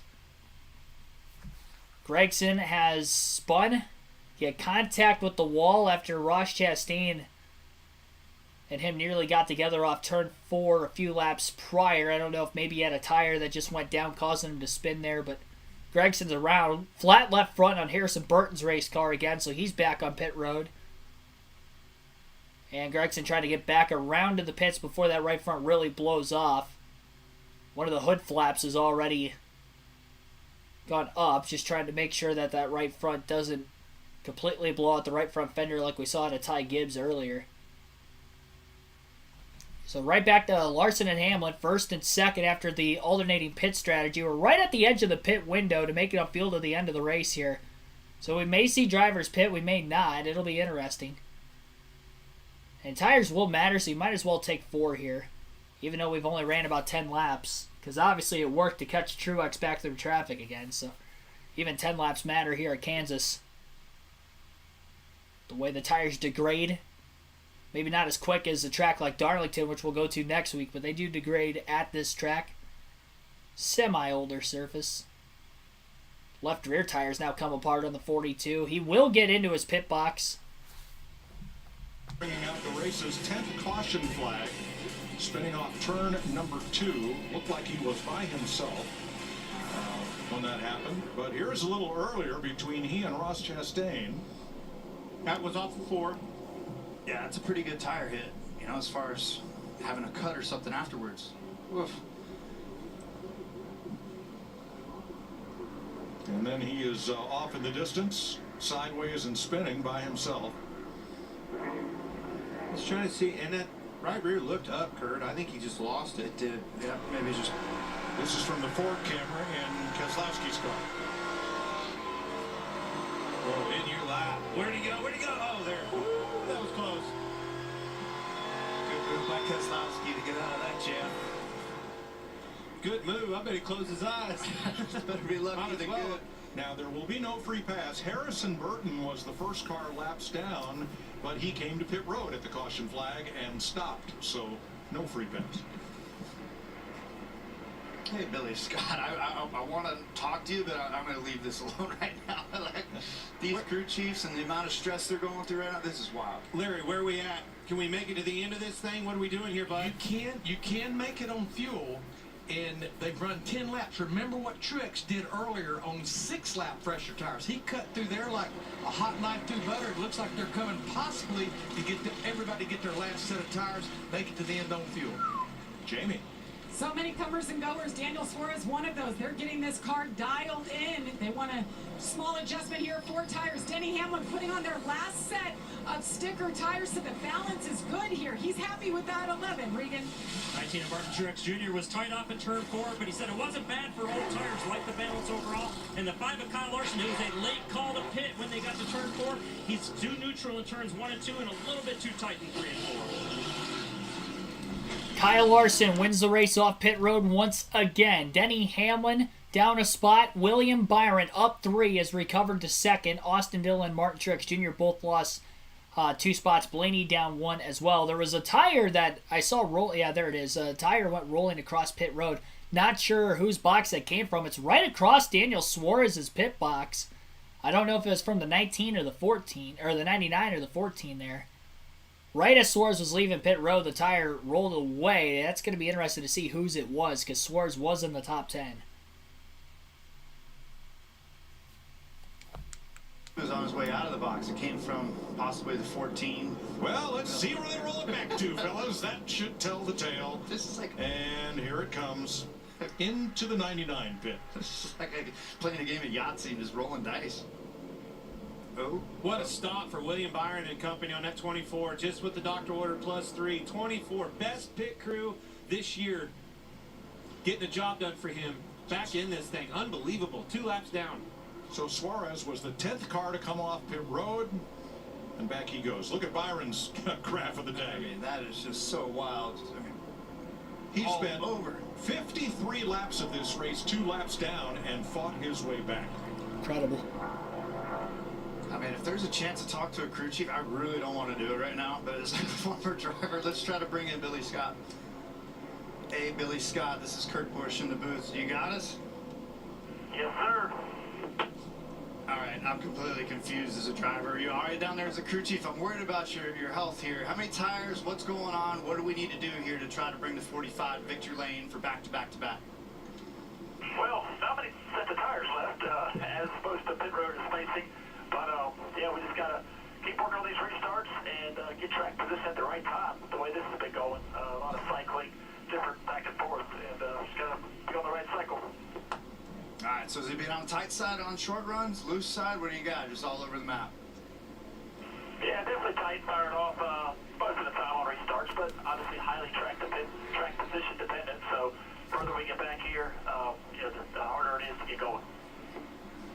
All right, my friend. Best of luck. Try to bring her home one piece. This has turned into a war. Yes, sir. Appreciate it. We'll keep fighting away. Tyler Reddick. So they did roll the tire back to Daniel Suarez's pit box, so he will have to restart the tail end of the field. He is in 8th, and now will drop all the way to the back. Tough break for Daniel. Now, he would have been the 4th highest running driver on fresh tires. There were 4 drivers that had stayed out of the pits. Corey LaJoie, Ryan Preece, Michael McDowell, J.J. Yaley. If you're wondering why they stayed out, well, the fuel window to make it to the end of the race may be open, but a lot of these teams took their final set of tires. So by those 4 drivers staying out of the pits, they will be able to pit for tires later in the race if we get a caution. Everybody else will not be able to pit for tires. So it's going to be pretty standard that everybody else is going to be staying out to the end, except for these top 4 on the restart, if they can, of course, survive the rest of this race. Truex on just 6-lap fresher tires was able to cut through quite a few cars, as we saw from Larson and Hamlin that last restart, quickly getting by the drivers on older tires in front of them as well. That can be a huge advantage for those 4 teams the rest of the way. Have they played the strategy out well enough? We'll have to see. If it goes green to the end, they're all going to have to pit under green. But they were all running in the back half of the lead lap anyway, so you might as well try it in that situation, especially when a win grants you a playoff spot. It'd be so big for any of those 4 teams, especially Corey LaJoie and Ryan Preece, who have never won in the NASCAR Cup Series before. Preece having good speed in certain races this year. Today has not been the case there, and Corey LaJoie looked pretty quick in practice yesterday, but maybe not as quick in the race as we would have probably expected. This lineup. Corey LaJoie will be the control car on the restart. He shares the front row with Ryan Preece. Michael McDowell and J.J. Yaley in row 2. Then Kyle Larson, the first of the cars that pitted with William Byron. Keep an eye on the... Byron on the inside, or I should say Larson on the inside of row 2 on this restart. He may try to take it 3 wide going into 1 if he can get to the inside of the 41 and the 7. Green flag back in the air. LaJoie the control car on the top. Preece kind of protecting the inside right now. Larson did not get as good of a launch despite being on fresher tires there on that restart. He clears the 34 up high. Yaley trying to get up out of the way. Larson had to lift. He ended up getting tight. Byron's going to get underneath him on the backstretch. Big block by Larson on Hamlin. Hamlin with the slingshot down to the bottom. Who will be the first of those on fresh tires to get to the front of the field? William Byron has battled his way from 2 laps down to second as he clears Preece off turn 4, and now is quickly going after LaJoie for the lead. LaJoie will lead that lap at the line, but Byron's underneath him. Preece is still dealing with the 5 car of Kyle Larson. Larson on the top side of the racetrack through turns 3 and 4. Trying to get to the outside of the 7 quickly. He will. And Hamlin's boxed in. Has to follow. LaJoie almost squeezes Hamlin in the wall in the backstretch. Hamlin will get by LaJoie into turns 3 and 4. William Byron leads for the first time since the opening laps of the race when he had gotten loose. I think it was on lap 2 off of turn 2 where he lost the lead. And now he's back out in front again after being 2 laps down for 53 laps earlier in the day. It may be short-lived, though, as his teammate Kyle Larson will get underneath them through turns 1 and 2, and they're side-by-side down the backstretch for the race lead. Hamlin trying to close quickly while the leaders are side-by-side. Larson, slingshot, into 3 and 4, slides up the track, easily clear. Byron not going to be able to get back underneath them, and Larson is now back out in front again at Kansas. Oh, Byron did get underneath him, never mind, and he did clear him into turn 1. They cut away from the camera. I didn't think Byron had a shot, but he did, and he cleared the 5. And Larson cannot get back alongside the 24 again through 1 and 2. Byron holds him off yet again. The 24 and the 5, 2 of the quickest teams throughout the course of the early going of the season on raw speed week after week, are now battling for the lead again, and we have a spinner. Eric Jones is around for the second time today. This time in turns 3 and 4. Caution number 11.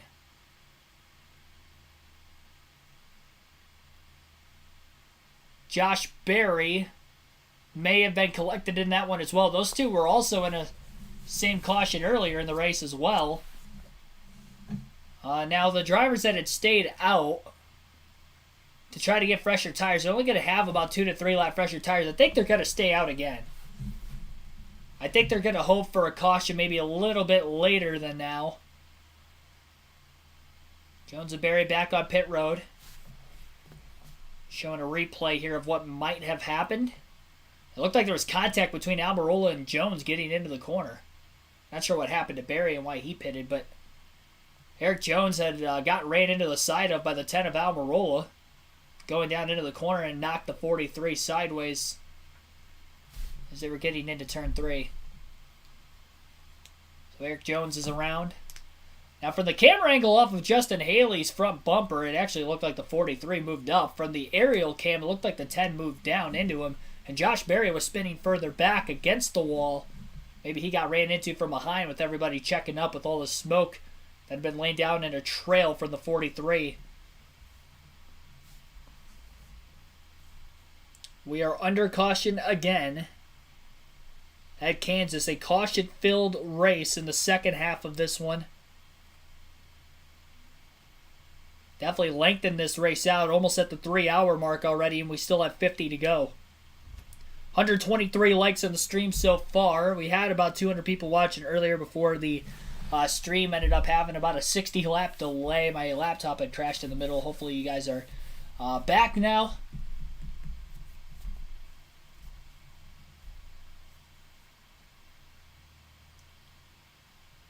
Denny Hamlin may have gotten up into the outside wall off turn 4 a lap or two ago. Like Ray's car will be okay. That was as Byron and Larson were going back and forth for the lead. Haven't checked to see how many lead changes we've had in a while. We have had a lot, as you see on the screen. 1, 2, 3. Gonna count them real quick.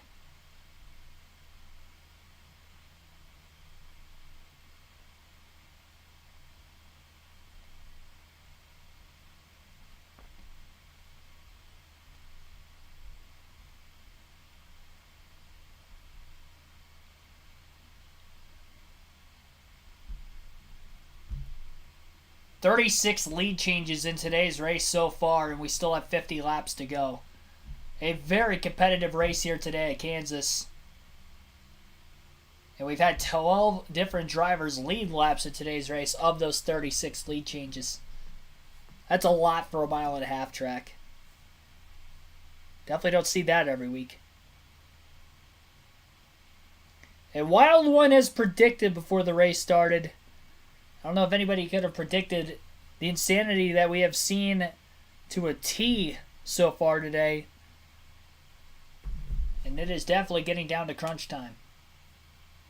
Right from the start of the race, when you saw constant 3-wide battling between Tyler Reddick, Kyle Larson, and William Byron in those opening laps, should have known it was going to be on from there. And sure enough, now William Byron has come back to take the lead.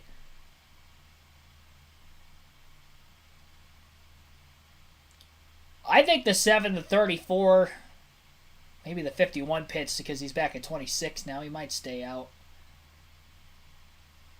I'd say you just stay out at this point if you're those 4 drivers. Ryan Preece as well. Because they only ran a few laps. I think the way the cautions have fallen in this race, you'd have to imagine this isn't the last one. You could maybe bank on pitting a little later and have even fresher tires than what you would have if you were to put tires on right now. Showed a lot of the fans in the stands. It is very windy at Kansas today. You can see everybody's hair blowing in the wind.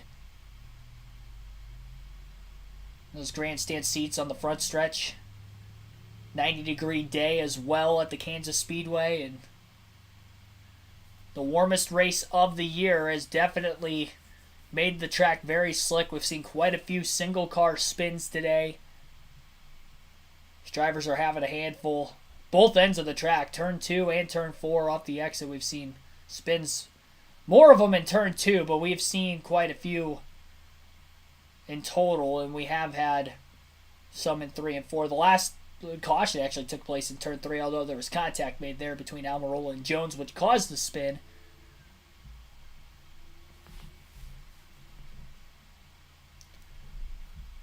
Spotlight drivers, final update on them. As of right now, must-have picks. Kyle Larson, Denny Hamlin, second, third. Picked Hamlin to win today's race as well.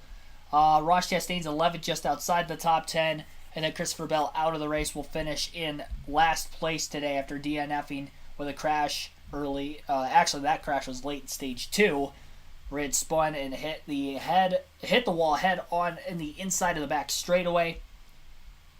The sleeper picks today of Bubba Wallace, Ty Gibbs. Wallace still hanging on in 7th. Ty Gibbs out of the race as well, 34th. Had a spin also off of turn 2. Barely hit the inside wall, but he had a flat right front and it peeled apart the right front fender of that race car in his way of trying to get back to pit road. Dropped him out. And then the don't have picks that I predicted not to get top 10 finishes today. Kyle Busch will not. I was already correct there. He is DNF'd. He'll finish 35th. Although he did pick up quite a bit of speed before crashing out. And was as high as 5th at one point in this race. The other two drivers, Chase Elliott, he has fallen back to 12th on the last restart. He was leading there briefly, and now he's back at 12th. But predicted him to not have a top 10 of the Brad Keselowski as well. Has been very slow for the most part today. He is 13th, though. This is as high in the running order he has been on speed all day today. A survival type of race.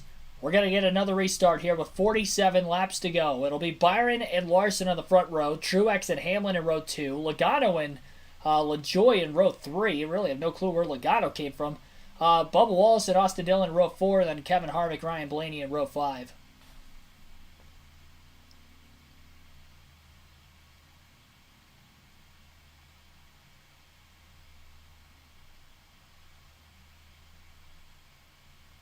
Into the restart zone again. Green flag back in the air. Both lanes equally progressing forward on their way into turn 1 with bump drafts from behind by the Toyotas. The Chevys lead the field. Larson on the outside. Hamlin now going to go to the top lane, trying to catch some clean air in the nose of his car. And he is going to get behind the 5 of Kyle Larson.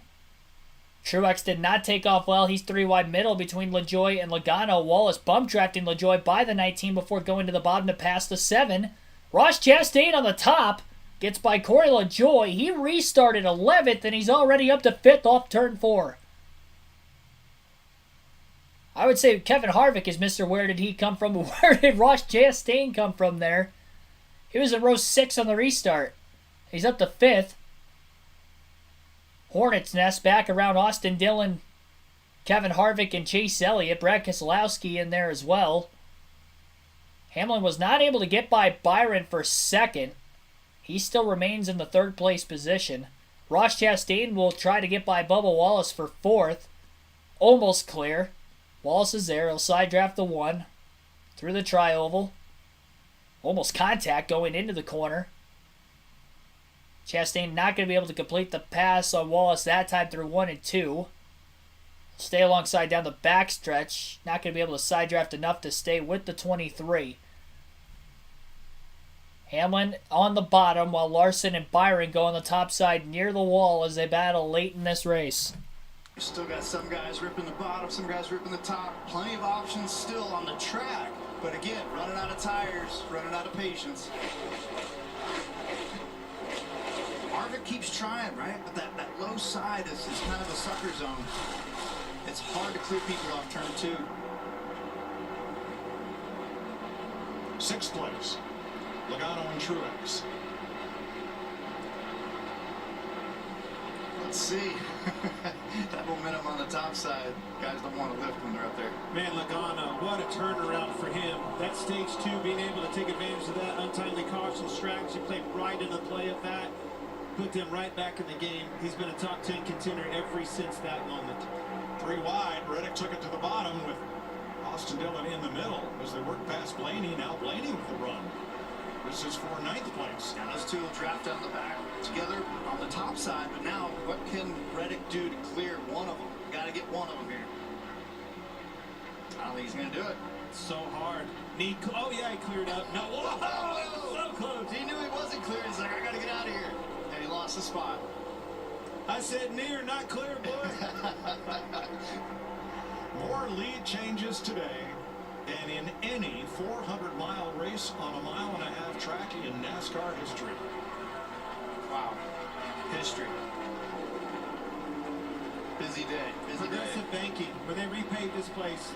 goes right back to progressive banking, the ability that you're watching right there. Two cars running side by side, one all the way up against the wall, one on the bottom of the line. All because of that repave and the decision to make this a progressive racetrack. I agree. Look at that fight for 7th on the right of your screen, where Elliott carried Truex into the turn high. They almost got together. He got a little side draft and made the pass. And then over on the left side of the screen, battle for 10th. 45 has the 12 clear. But now this is like 3 laps in a row. That's been a hell of a battle. Yeah, These two have been battling back and forth. It's roles reversed now. Blaney's been on the outside. Now he's on the bottom. Meanwhile, back at the front. I don't know where to look, guys. Byron has got some steam still built up, but the 5 has definitely been the one that really starts to pull ahead on, well, let's say a long run today is what, 4 laps? Maybe 14. Yeah. Maybe 14 laps. This could be where guys start to stretch it out. And if it does stretch out, you just saw him in that shot, that's 11 car. He has been the best on the long run, but it's a tall order to get by those Hendrick cars. Extremely fast. He was fast yesterday in practice. Pretty sporty FedEx hot rod for him. Not quite as good as these Hendrick cars, though. Hamlin had not only the fastest individual lap of practice, but the best 5 consecutive laps. 10, 15, 20, 30, you name it. He led all categories. He did, and it's just like all those categories started getting lines drawn through them. And now it's turned into restart madness, which we knew would happen. But again, this is that point in the race where you really got to dig deep. And this is where you have to close it as a driver. You have to stay focused on what it takes to win and how past races have been won here. Well, you're going to have to be quite a bit faster than those Hendrick cars to even get up there and pass them. You're watching William Byron do everything he can do. He caught his teammate, Kyle Larson, and now stalled out behind him. Now I'm looking for where's the lap traffic? When are we going to catch lap traffic? Because that's going to be your next opportunity to be able to pounce on something. Him making a move and creating a draft and a stall. And to answer your question, there's only one lapped car for the next half a lap of racetrack. So lap traffic, to get into a scrum of lap traffic, it's going to be a while here. But it's going to happen. With 37 to go, you're going to catch them, and it's going to be a factor. Right about when things really get heated up. This is where last year when I was able to bring our car to victory lane, it's like that lap 15 of the run, our car would just start to carve a little bit better. And we were able to make passes, and that made our car maneuverable. We talked about that earlier, Boyer. At a track like this, your car's got to be maneuverable, and that's where we're seeing Reddick make a pass. And we'll see what these guys, the next little bit is really going to tell us a lot. Side job. But you see, he slid up in front of him and then has to lift. Can't create that R, can't keep in the throttle. But I don't think Dillon's going to have much to retaliate. He's not going to be able to have anything for him on the exit. And Reddick will be able to pull away and reel in the next one. That's 9th place, with Harvick closing from 11th. Yeah, these boys are digging. This is it's been a long day and they're still out there. It's just, you have to dig deep. Bubba Wallace, the Toyota Cam, sitting in 5th place. Chastain just ahead and to the right. Saw that one car with a ton of speed on the restart. He's able to close the corner a little bit better than Wallace right there off turn 4. These had an adventurous day just like everybody else. I mean, we could probably draw the whole up and down graph for every single car today. And then with Byron, them hanging out 2 laps down all day, they didn't really want to use a set of tires until they got back to the lead lap. They could be in a big time position to be in an advantage. But remember what Regan told us. If we get another caution flag in his area of the pits, Harvick, Truex, LaJoie, and Byron each have a set of stickers sitting on the ground. And you don't want to have those left at the end of the race. No, but I also think there's going to be a window there where that opportunity goes away. You know, you can't lose too much track position. If it gets in within, 10 to go or 5 to go or something, they're all going to stay out because they don't have tires. You can't start 22nd and win this race. So there is a window there where that opportunity becomes not so opportune, right? And you're right, with 27 cars on the lead lap, absolutely. Yep, it goes away. There you go, buddy.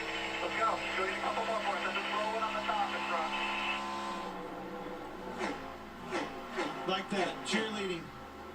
Helping that guy. You always want to hear good things out there. Yeah, I like that, boy. Get on that outside. Give us some more. That's always worth a tenth of a second. Even if it wasn't true, I always like to hear it. I already knew. I was like, oh, really? Just saying it. So what a weekend. The Toyotas won practice. The Hendrick Chevys won the front row. And they have been dominant on mile and a halves, winning nearly half of the last 17. On mile and a halves, which predominate the circuit. Kyle Larson with 5 of those. We don't count Atlanta as a mile and a half anymore. We count it as a super speedway with Daytona and Talladega because that's how it races now with the increased banking. Yep, with the reason being, yeah, it's wide open all the way around at Atlanta. This is a lot of maneuverability with your car, the driver, everybody's got to work together here. And this is one of those tough places to get it exactly right. But it's where it opens up the box where so many guys can run good. And that's why we've seen so many lead changes, so many different guys lead laps. And now you have the top 5 that are kind of starting to separate themselves up front. All right, now, Kurt, William Byron is right where you were last year, having to chase down Kyle Larson and beat him. You did.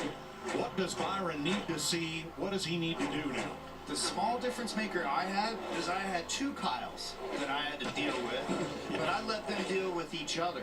They raced the heck out of each other when they dropped the green, and they were so much side by side drafting, and I was just like, I can just sit here and wait for both of you guys to burn through your tires, and I'll get you on the long run. That was the set of chips that I pushed in on, and I ended up with a long run at the end. And I don't know if I had a set of tires still sitting on pit road, but I went in for the long run. Bubba Wallace did much the same here last fall, driving the 45, which doubled up. And is that what we're starting to see again? We're starting to see some trends. We've run out of cars. We've had so many yellows. There's hardly any sets of tires left. Right along with Keselowski here, he's salvaging a day out of this. I'm talking down and out of the first in this race, riding 16th, but not bad. Straightaway. Straight backside. With Haley downshift. Well, Larry, dare I say, speaking of trends, Well, we might be going a little early, but we'll go ahead and go there. I looked at the last 5 Kansas spring races. Now, we did not race here in the spring of 2020, but in those 5 races, the average of the last caution, lap 254, which is 13 laps to go, 3 times in the final 10 laps. And Mike, we did have an overtime finish in 2019. Okay. Well, I don't know about that trend, but the trend I've been talking about, we've been watching all week long. Denny Hamlin to the inside of William Byron for second place on track. Quickly gets around him on the front stretch after diving to the inside. And now he is quickly clear, pulls to the top, as does Byron once again into turns 1 and 2. Long run speed for the Toyotas has been definitely better than the Hendrick Chevy so far this season. It was the talking point of our pre-race earlier today, a few hours ago. And now we're setting in where it's the short run, Larson and Byron, in the third stage of the race with all the cautions, taking control of the pack, and even Chase Elliott at times. Now over the course of this long run, Denny Hamlin starting to pick the drivers off in front of him on the long run speed. He has cut the lead down to 1.2 seconds. Now Larson was just a skosh quicker than Hamlin that last lap by about 0.04 of a second. But Hamlin was quickly able to get by the 24. Now can he continue to conserve those tires over the course of this long run, or will Kyle Larson begin to pull away? Nailed it. That last time by, I think they won't go Kyle up in that car. Hey, Levin's coming. He's faster. I think he was holding back a little bit. Went to the whip, answered a call, picked his lap times up too. Keep an eye on that interval that Kurt just showed. I think old Larson was riding right there. I really do. Had a little more in the tank, Kurt. We shall see. This is where we were talking about this, that the Toyotas seem to have that long run speed. All the money seems to be on the 11 car. The 5 had that short run speed. We've seen that all day. Now, what are we going to have over these last 24, 23 laps? Hamlin about another tenth or two quicker the last couple of laps as Larson's starting to hit lap traffic periodically. Quick rundown of the full field running order with 23 laps to go in this race. Kyle Larson leads by 0.8 of a second over Denny Hamlin currently. William Byron's in 3rd, Ross Chastain 4th, Bubba Wallace is 5th. Joey Logano at 6th, Chase Elliott 7th, Martin Truex Jr. 8th, Tyler Reddick 9th, and Austin Dillon is 10th. 11th place is Kevin Harvick, Ryan Blaney 12th, Ricky Stenhouse Jr. 13th, AJ Allmendinger 14th, and Eric Almirola is 15th. Daniel Suarez in 16th, Brad Keselowski 17th, Chris Buescher 18th, Justin Haley 19th, and Corey LaJoie is 20th. Eric Jones in 21st, 22nd is Ty Dillon, Michael McDowell 23rd, Todd Gilliland 24th, Josh Berry 25th, JJ Yeley 26th, Ryan Preece 27th. He's the last car in the lead lap. Brendan Poole, first car lap down at 28th, Noah Gragson 29th, Harrison Burton in 30th. Austin Cindric 31st, Josh Bilicki 32nd, Chase Briscoe 33rd, and then the last 3 drivers I'm about to mention out of the race right now, with Ty Gibbs finishing 34th today, Kyle Busch 35th, and Christopher Bell will end up finishing in 36th. We're down to 21 laps to go. Hamlin has cut the lead to 0.6 of a second on Kyle Larson. Careful. Okay. Mike Joy, you can help us though. Catching him one thing, passing him's another. And, well, Kyle Larson, look back to Vegas, look back to Phoenix. He has been so strong at the end of these races. But you got to get to victory lane. And the fastest car the last few laps on track, right up until this most recent lap, not counting the 2 leaders, has been Chase Elliott back at 7th. But he's 5 seconds off the lead if we stay green here. Yeah, this is going to be two guys in a sword fight right here. They're going to go after it. If Hamlin's able to close the gap and find a little bit more, on the 3rd lane, not the total 4th lane, he'll get there. And then it's going to be that battle back and forth. It's like you said, Kurt, catching is one thing, passing is the other. You look for opportunities. You keep hearing me talk about the lappers coming. Here's 2, right? Onesie, twosies. These are easy. They'll probably move over, yield right away to these guys. But there's a pack up there of 4, and they're a blanket over all of them. That creates a lot of dirty air for the leader and the 2nd place guy. That's an opportunity. All right, Denny's going sniffing here. He just shot for the middle lane, and this might hurt his lap time this time, but he's starting to do some research and trying to find something. Kind of stalled out at that. Well, gained a little bit. 0.6 back there. Now Wallace has caught Chastain. They are battling here for 4th, and they are closing on William Byron for 3rd. Bubba had a look last time by. These long runs, and Craig finally is rising back to the top, and Bubba Wallace has been a part of that equation all day long. It's a good run. They're going to look at that stage 2 in which they had those stage points that unfortunately circumstances kept them out of. But this has been a very solid day for them, coming off of a win last year. Solid day at a solid track. That's what you always want. And he lost a little bit there. It's where you start getting in the draft. It helps you down the straightaways. It hurts you in the corners. Whatever he did, he said he started moving around, looking around a little bit on the racetrack. Good corner exit by Wallace, and now they are getting into the draft of Byron. If there's any grip right up next to that racetrack, this is where this Larson is so strong. He can ride that wall so close and so tight to it without hitting it. Such a talent. 16 laps to go in the race at Kansas. The USFL game between the Birmingham Stallions and the Pittsburgh Maulers is going to start over on FS2 and the Fox Sports app, and will come here to FS1 after the race concludes. Kyle Larson leading Denny Hamlin by 0.7 of a second. William Byron 2.7 back in 3rd. And the battle is Bubba Wallace on the inside of Ross Chastain for 4th. Clear up. Rolling. Yeah, Chastain was kind of yielded there. I mean, it's late in the day, and it's like, hey, we're both going to end up top 5 if we settle this a little bit quicker, because I don't think Logano can reel them both in. Hamlin is stalled out in this lap traffic. Right around that 6/10, 7/10 range, he stalled out, but look, starting to get into this traffic we're talking about. Hamlin's searching, he's digging, he's just not gaining. He's not gaining. He's been all over this. It went 2 lanes down. He was up super high. I want a little higher entry into 1. Oh, Larson in the wall in the middle of 1 and 2. He overdrove the corner. Denny Hamlin is under a 0.5 second off the lead now. A mistake by Larson with 14 to go, and Hamlin is now on the attack. Kyle Larson still on the outside. Hamlin moves down to the middle in turns 3 and 4. Hamlin was 4/10 quicker than Larson that last lap. A little too far on the edge for the 5. That might have hurt the rear tires a little bit as well with the slide.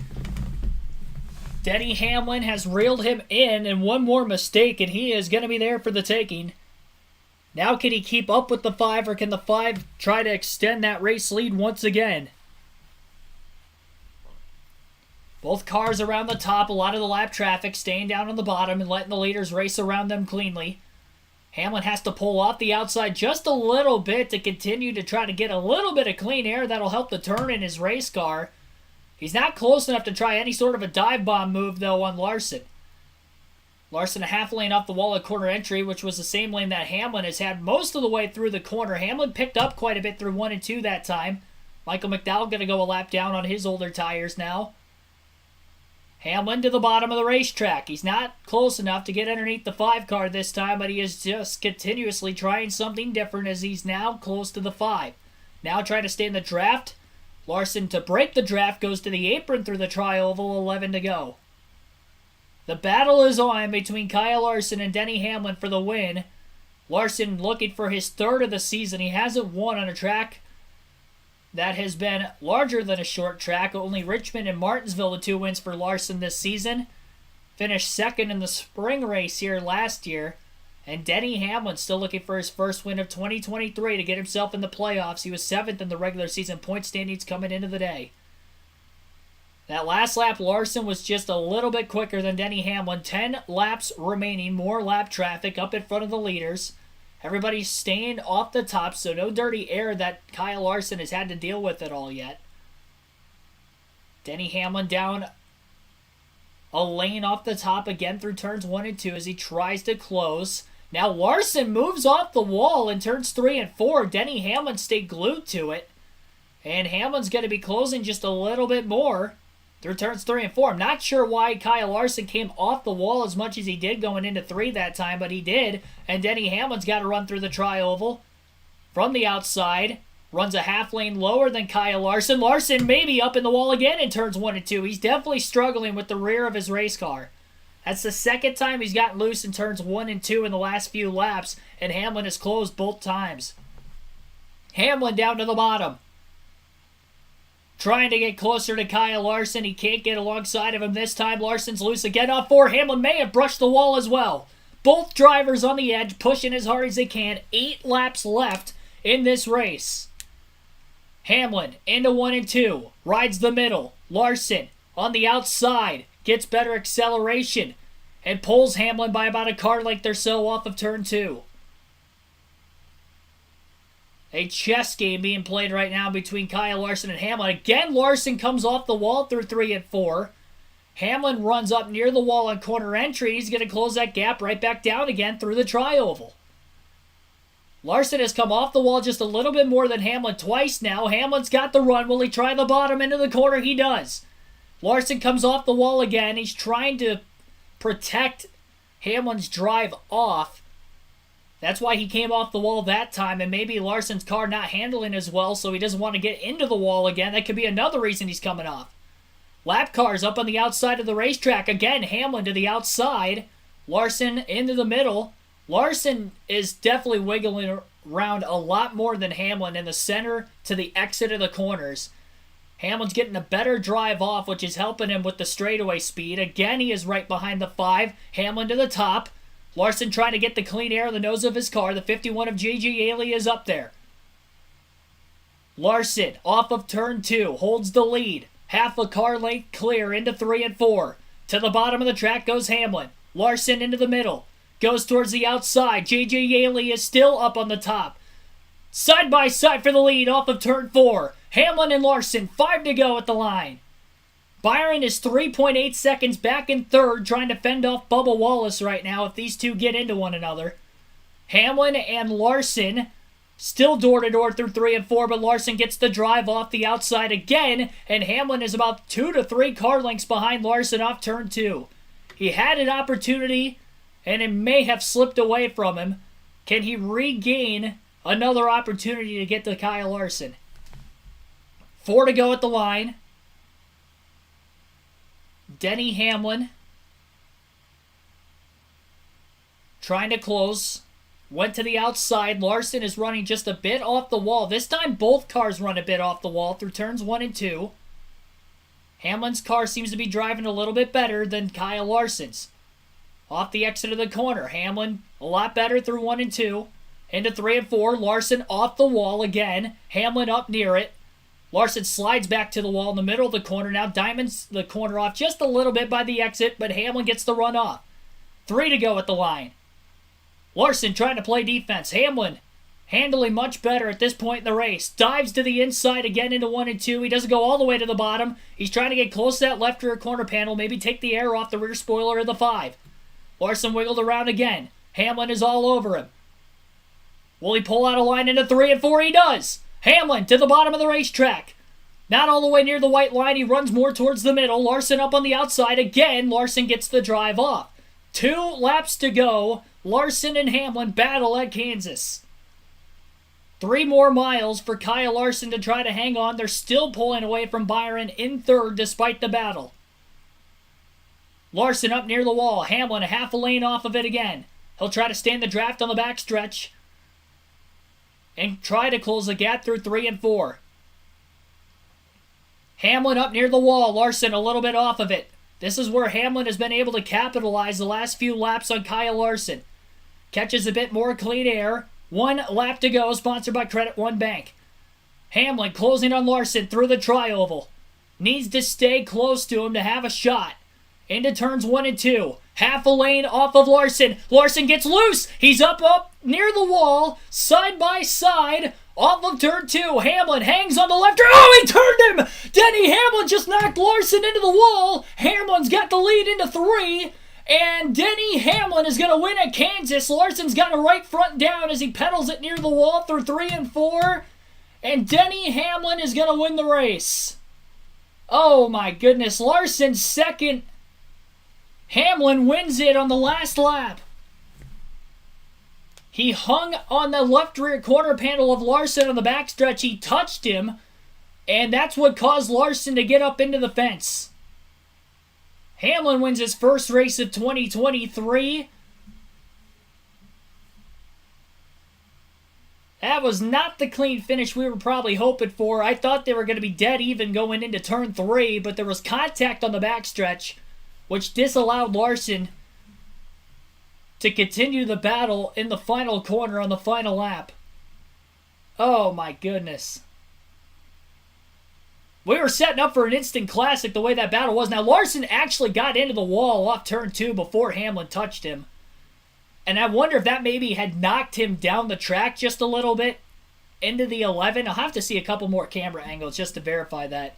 But it did look like Larson got the wall a bit off turn 2 before Hamlin had actually gotten to him. Yep, Larson in the wall off turn 2. But then Hamlin touched him after Larson got in the wall. So it's kind of a combination of both. Hamlin probably caught the 5 quicker than what he was expecting because Larson got in the wall. And that's when the 11 got into the back of the 5. If Larson didn't get into the wall, I don't think Hamlin would have gotten underneath him. Which was a mistake that Larson had made a couple times in turns 1 and 2 where he had gotten into the wall. And the third time was strike 3, and Hamlin got into him and ended Larson's chances of trying to fend off the 11. Well, I mean, at least I won some money. Go buy myself a new laptop. So we're going to need that after the way this race went. Pick Denny Hamlin to win. That's the 4th race I predicted correctly already this year. You'll hear interviews from both Larson and Hamlin and maybe some other drivers. Fox has gone past the scheduled airtime, but you will get to listen to all that is available in today's post-race show, which begins right now as Denny Hamlin is on the front stretch awaiting his victory speech, I guess. Victory interview. Following a great battle late in this one between Hamlin and Larson as they went toe-to-toe. Very good. Denny Hamlin out of the car. Heck of a battle the last 30 laps, Denny. You caught Kyle Larson. A little bit of contact on the backstretch. Fair or foul. It was hard racing. You got your 4th Kansas win. Yeah, so proud of this whole FedEx team, and yeah, I got position on him there. I was trying to side draft him, but clipped his left rear. But glad he was able to at least finish, and proud of my FedEx team though. 400 wins now for Joe Gibbs Racing, just such a great accomplishment for them. Denny Hamlin, your winner in Kansas. No, Kansas crowd didn't like that, did they? Second, but this one, is there anything more you could have done right there to hold off Denny in the end? I mean, I was really loose. I was trying to do what I could to manage it. Just was really loose at that end, and yeah, he was a little bit better than me there at the end, but I haven't seen a replay either. But obviously he was side drafting really aggressively, like you would. But he was like, oh, Chastain and Gregson have a fight. It just had me kind of out of control. So jeez. Yeah, I wish we could. Is that Jerry Rice trying to pick? Interview interrupted. Going on here, I guess. I think Jerry Rice. No, that's not Jerry Rice. That's the guy that gave the command at the start of the race. See, the guy that gave the command, it's Jerry Rice. He looks like Jerry Rice. Wow. Everybody's overheated. It's not Jerry Rice, by the way. Tempers here in Kansas. Punches throw, Chastain and Gregson. Hamlin has beaten Kyle Larson. They were discussing what happened. Gregson grabbed Chastain, and then Chastain threw the first punch. Grab somebody, and it's going to come back the other way. Looked like it connected.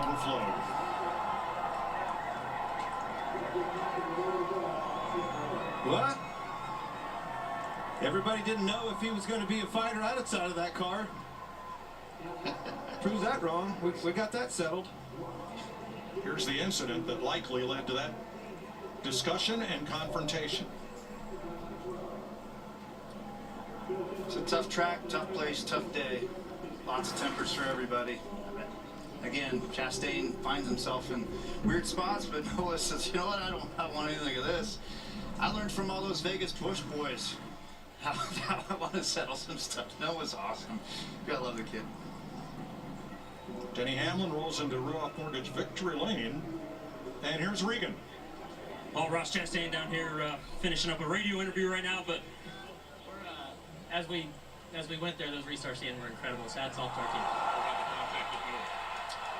No comment. Ross, we saw the tempers afterwards there between you and Noah Gregson. What took place in your eyes? I got tied off of 4 for sure, and Noah and I have a very similar attitude on the racetrack, and we train together, we prepare together, we know each other's every little bit about each other. So yeah, I definitely crowded him up off of 4, and he took a swipe out of us in 3, and then came down, grabbed a hold of me, and a very big man once told me we have a no-push policy here at Trackhouse. So hats off to everybody at Advent Health for come here in Advent Health 400 and fight for a top 5. There was times in the race where we did not have the grip and the balance in the car to do that. A couple good restarts at the end, and perfect match set of tires by Phil Surgeon. It's a heck of a fight from this group. Thanks, Ross. Chastain finished 5th, while the 42 of Gregson was 5 laps down. NASCAR race-up week. So we didn't get an interview there for Kyle Larson. I think we were going to until there was a bit of a fight there between Noah Gregson and Ross Chastain, so they got to Chastain with the Regan Smith interview then. On the other side of that, we'll go through the full field finishing results to this race.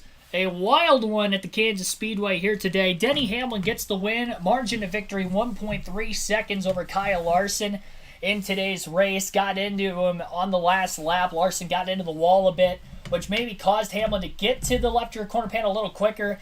Hamlin did make contact with the 5, which ended up kind of turning him into the wall in the backstretch. Larson's right front tire was down well before he got into the corner. Couldn't keep the battle going, and ended up with a second-place finish. William Byron came from 2 laps down to finish 3rd today. Actually took the lead at one point in the final stage with the comeback. Great job by that 24 team. Bubba Wallace gets his best run of the year, finishing in 4th. Ran top, really, I'd say 3 to 6 most of the day. Ross Chastain finishes in 5th. He kind of came and went through the pack, but he was there at the finish, got a top 5, and of course, and another on-track altercation with Noah Gregson this week.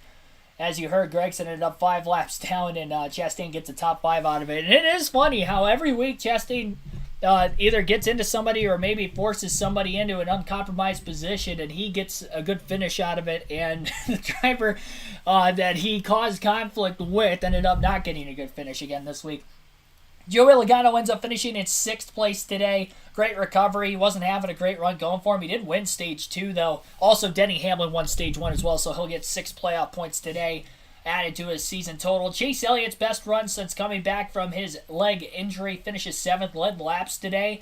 Martin Truex Jr. ends up finishing in 8th place. Looked fast early on, kind of faded. Got into the wall at one point in the middle of the race, and I think his car got really tight after the fact. He was also stuck in traffic. Tyler Reddick ends up finishing 9th, and Austin Dillon gets a top 10, just his 2nd of the season.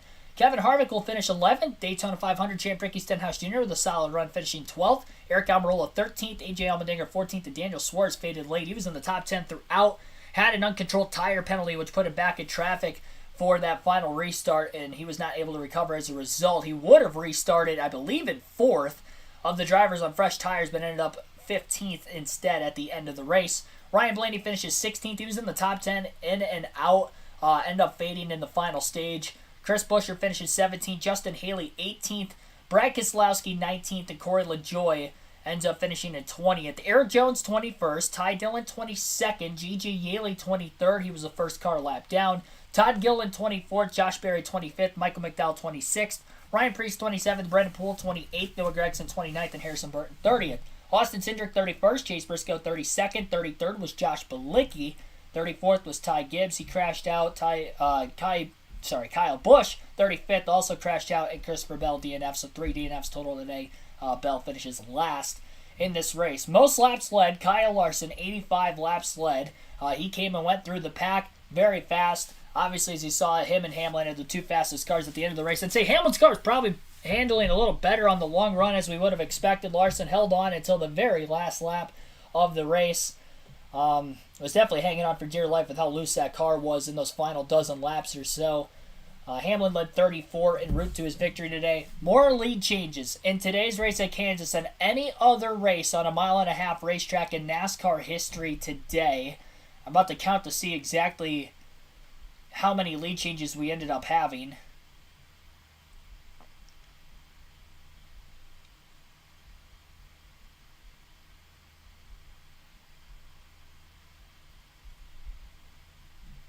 Uh, 38 lead changes today.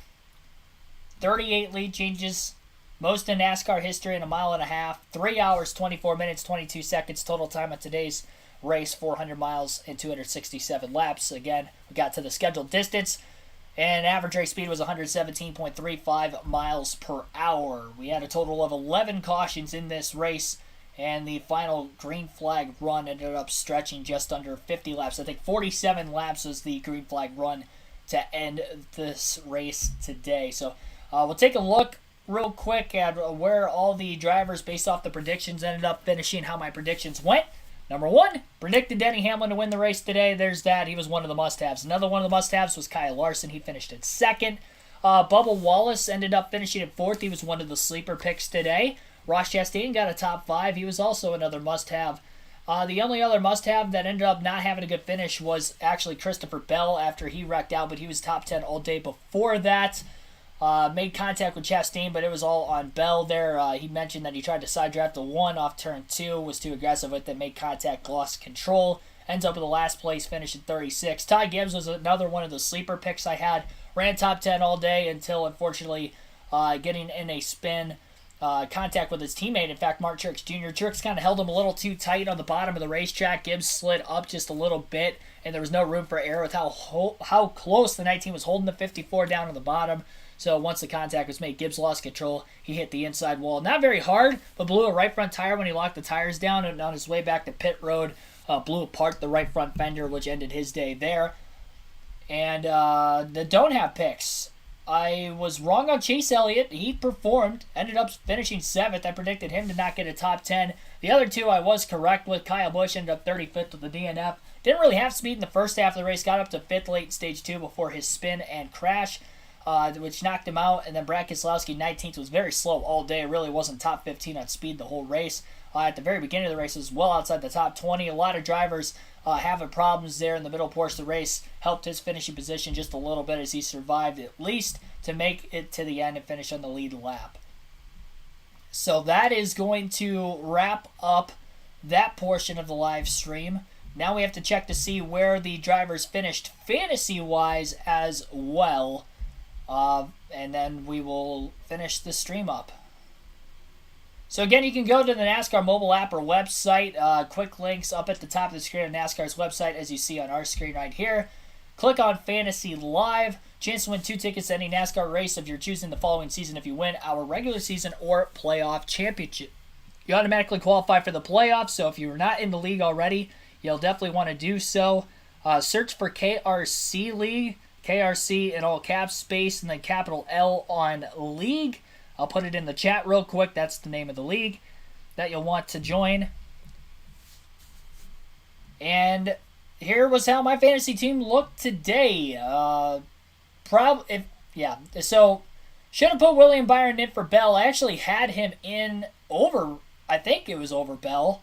I think Bell was in my garage to start. No, Chastain was in my garage to start the race today. But anyway, I would have put him in for Bell. I was working on trying to get my laptop back up and running. And as a result, William Byron was left in my garage.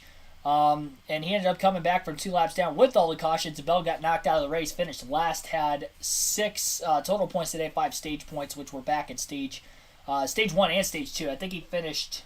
No, it was all in stage 1, actually, because he finished 6th. And then with the alternating pit stops in stage 2, he ended up not getting stage points there. So he'll lose out on Chastain by quite a bit in the regular season standings. The other drivers, though, I had on my team, Truex had a top 10, Larson finished 2nd, Chastain had a top 5, finished 5th, and Hamlin won. Bonus points, I had Hamlin over Truex, picking Hamlin to win. I was obviously going to pick that. Denny Hamlin got the job done there. I had Bubba Wallace finishing ahead of Reddick, got that right. I had Larson ahead of Chastain, got that. So I got 30 points. The only one I didn't get, Josh Berry had a better finish than Ty Gibbs, with Gibbs having the DNF today, despite having much more speed than Berry in this race. Our race results for today. On the upper right-hand corner of the screen, Derek Booth going to end up winning this week with 232 points. Nathan Powers finishes 2nd with 228 points. Dark Crypto 3rd with 226. Inside Uranus 219 points, finishes 3rd. And Redo with 216 points rounds out the top 5. I ended up 8th this week with 197. And actually tied the current points leader this week as well, and had more points than the 2nd place in the standings. So those points are definitely going to tighten up with the top 3. It's only 5 behind Inside Uranus. He outscored me by 22 today. If I would have had Byron in the lineup, I think I would have won. Would have had 28 more. No, I would have lost still. I would have finished tied for... actually, I would have finished, tied for 3rd. Definitely missed out on some points there. The bonus points definitely helped me quite a bit. I only had 1 bad driver in my lineup, finishing position-wise. But that's the top 5. I want to see who Derek Booth had on his team. He had Denny Hamlin, of course, who won. Truex, who had the 3rd most points today, finished 8th. Logano, who ended up winning the stage, actually, and finishing 6th. He had the 2nd most points today, despite not having a great run. Tyler Reddick had a 9th place finish. Bubba Wallace, pretty solid as well. And he had Byron in his garage also, and left some points to be had, it looks like. Actually, despite Byron having a 3rd place finish and him being in the garage, he had the 7th most points of any driver today, and he had the top 6 points-wise in his top 5. So I think the only driver he was missing out of there was Larson. Yeah, Larson was the only one he was missing. Maybe he was trying to save a start with Larson this season. But whatever the case is, he had a great team, and he won this week. So congratulations to Derek Booth. And that is going to end up finishing our live stream out. Thanks for everybody tuning in. Hit the like button if you haven't already. Subscribe for more daily NASCAR content. We're at 132 likes on the stream. And I think we would have gotten to our goal of 150. We were over 2/3 of the way to our goal today, and early in stage 2, right about 20 laps or so into the stage, my laptop had actually crashed. I couldn't recover it and get the stream back up and running until the end of stage 2. We missed out on about 60 laps of the race, so I apologize for that one. Freak accident, to say the least. And I know we ended up not actually getting back to the same viewership we had when it ended up crashing out And knowing how exciting that finish was, we probably could have had more tuning in late. So apologize for that freak thing there. Hopefully we don't have those issues going forward. It was great. I mean, running back up, my laptop's not slow at all after the update. So hopefully all is going to be good going forward. Thanks for everybody, though, watching here today. Like and subscribe for more daily NASCAR content on the road to 5,000 subs on the channel. And we'll be live again next week. I'll actually pull the start times up real quick before I end the stream. All 3 series will be racing at Darlington next weekend. So Darlington will host the Truck, Xfinity, and the Cup Series. It is throwback race weekend, so a lot of throwback schemes will be on. Our Cup Series live commentary stream Sunday afternoon will begin at 2:30 p.m. Eastern Standard Time. Same start time as today. So again, 2:30 next Sunday, Darlington. And then the Truck... actually, we'll go Xfinity next. The Xfinity Series race will be next Saturday afternoon. And that will start at 1:30 p.m. Eastern Standard Time. So 1:30 next Saturday on the channel for the Xfinity Series race. And then the Truck Series race, I believe, is Friday night. Friday night at 7:30 Eastern Standard Time for our Truck Series live commentary stream. So 3 live commentary streams next week. Friday, Saturday, and Sunday. Friday, Truck, 7:30.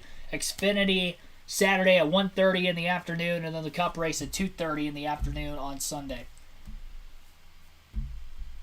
Thanks, everybody. I will see you guys next time, and have a good rest of your Sunday afternoon. Enjoy.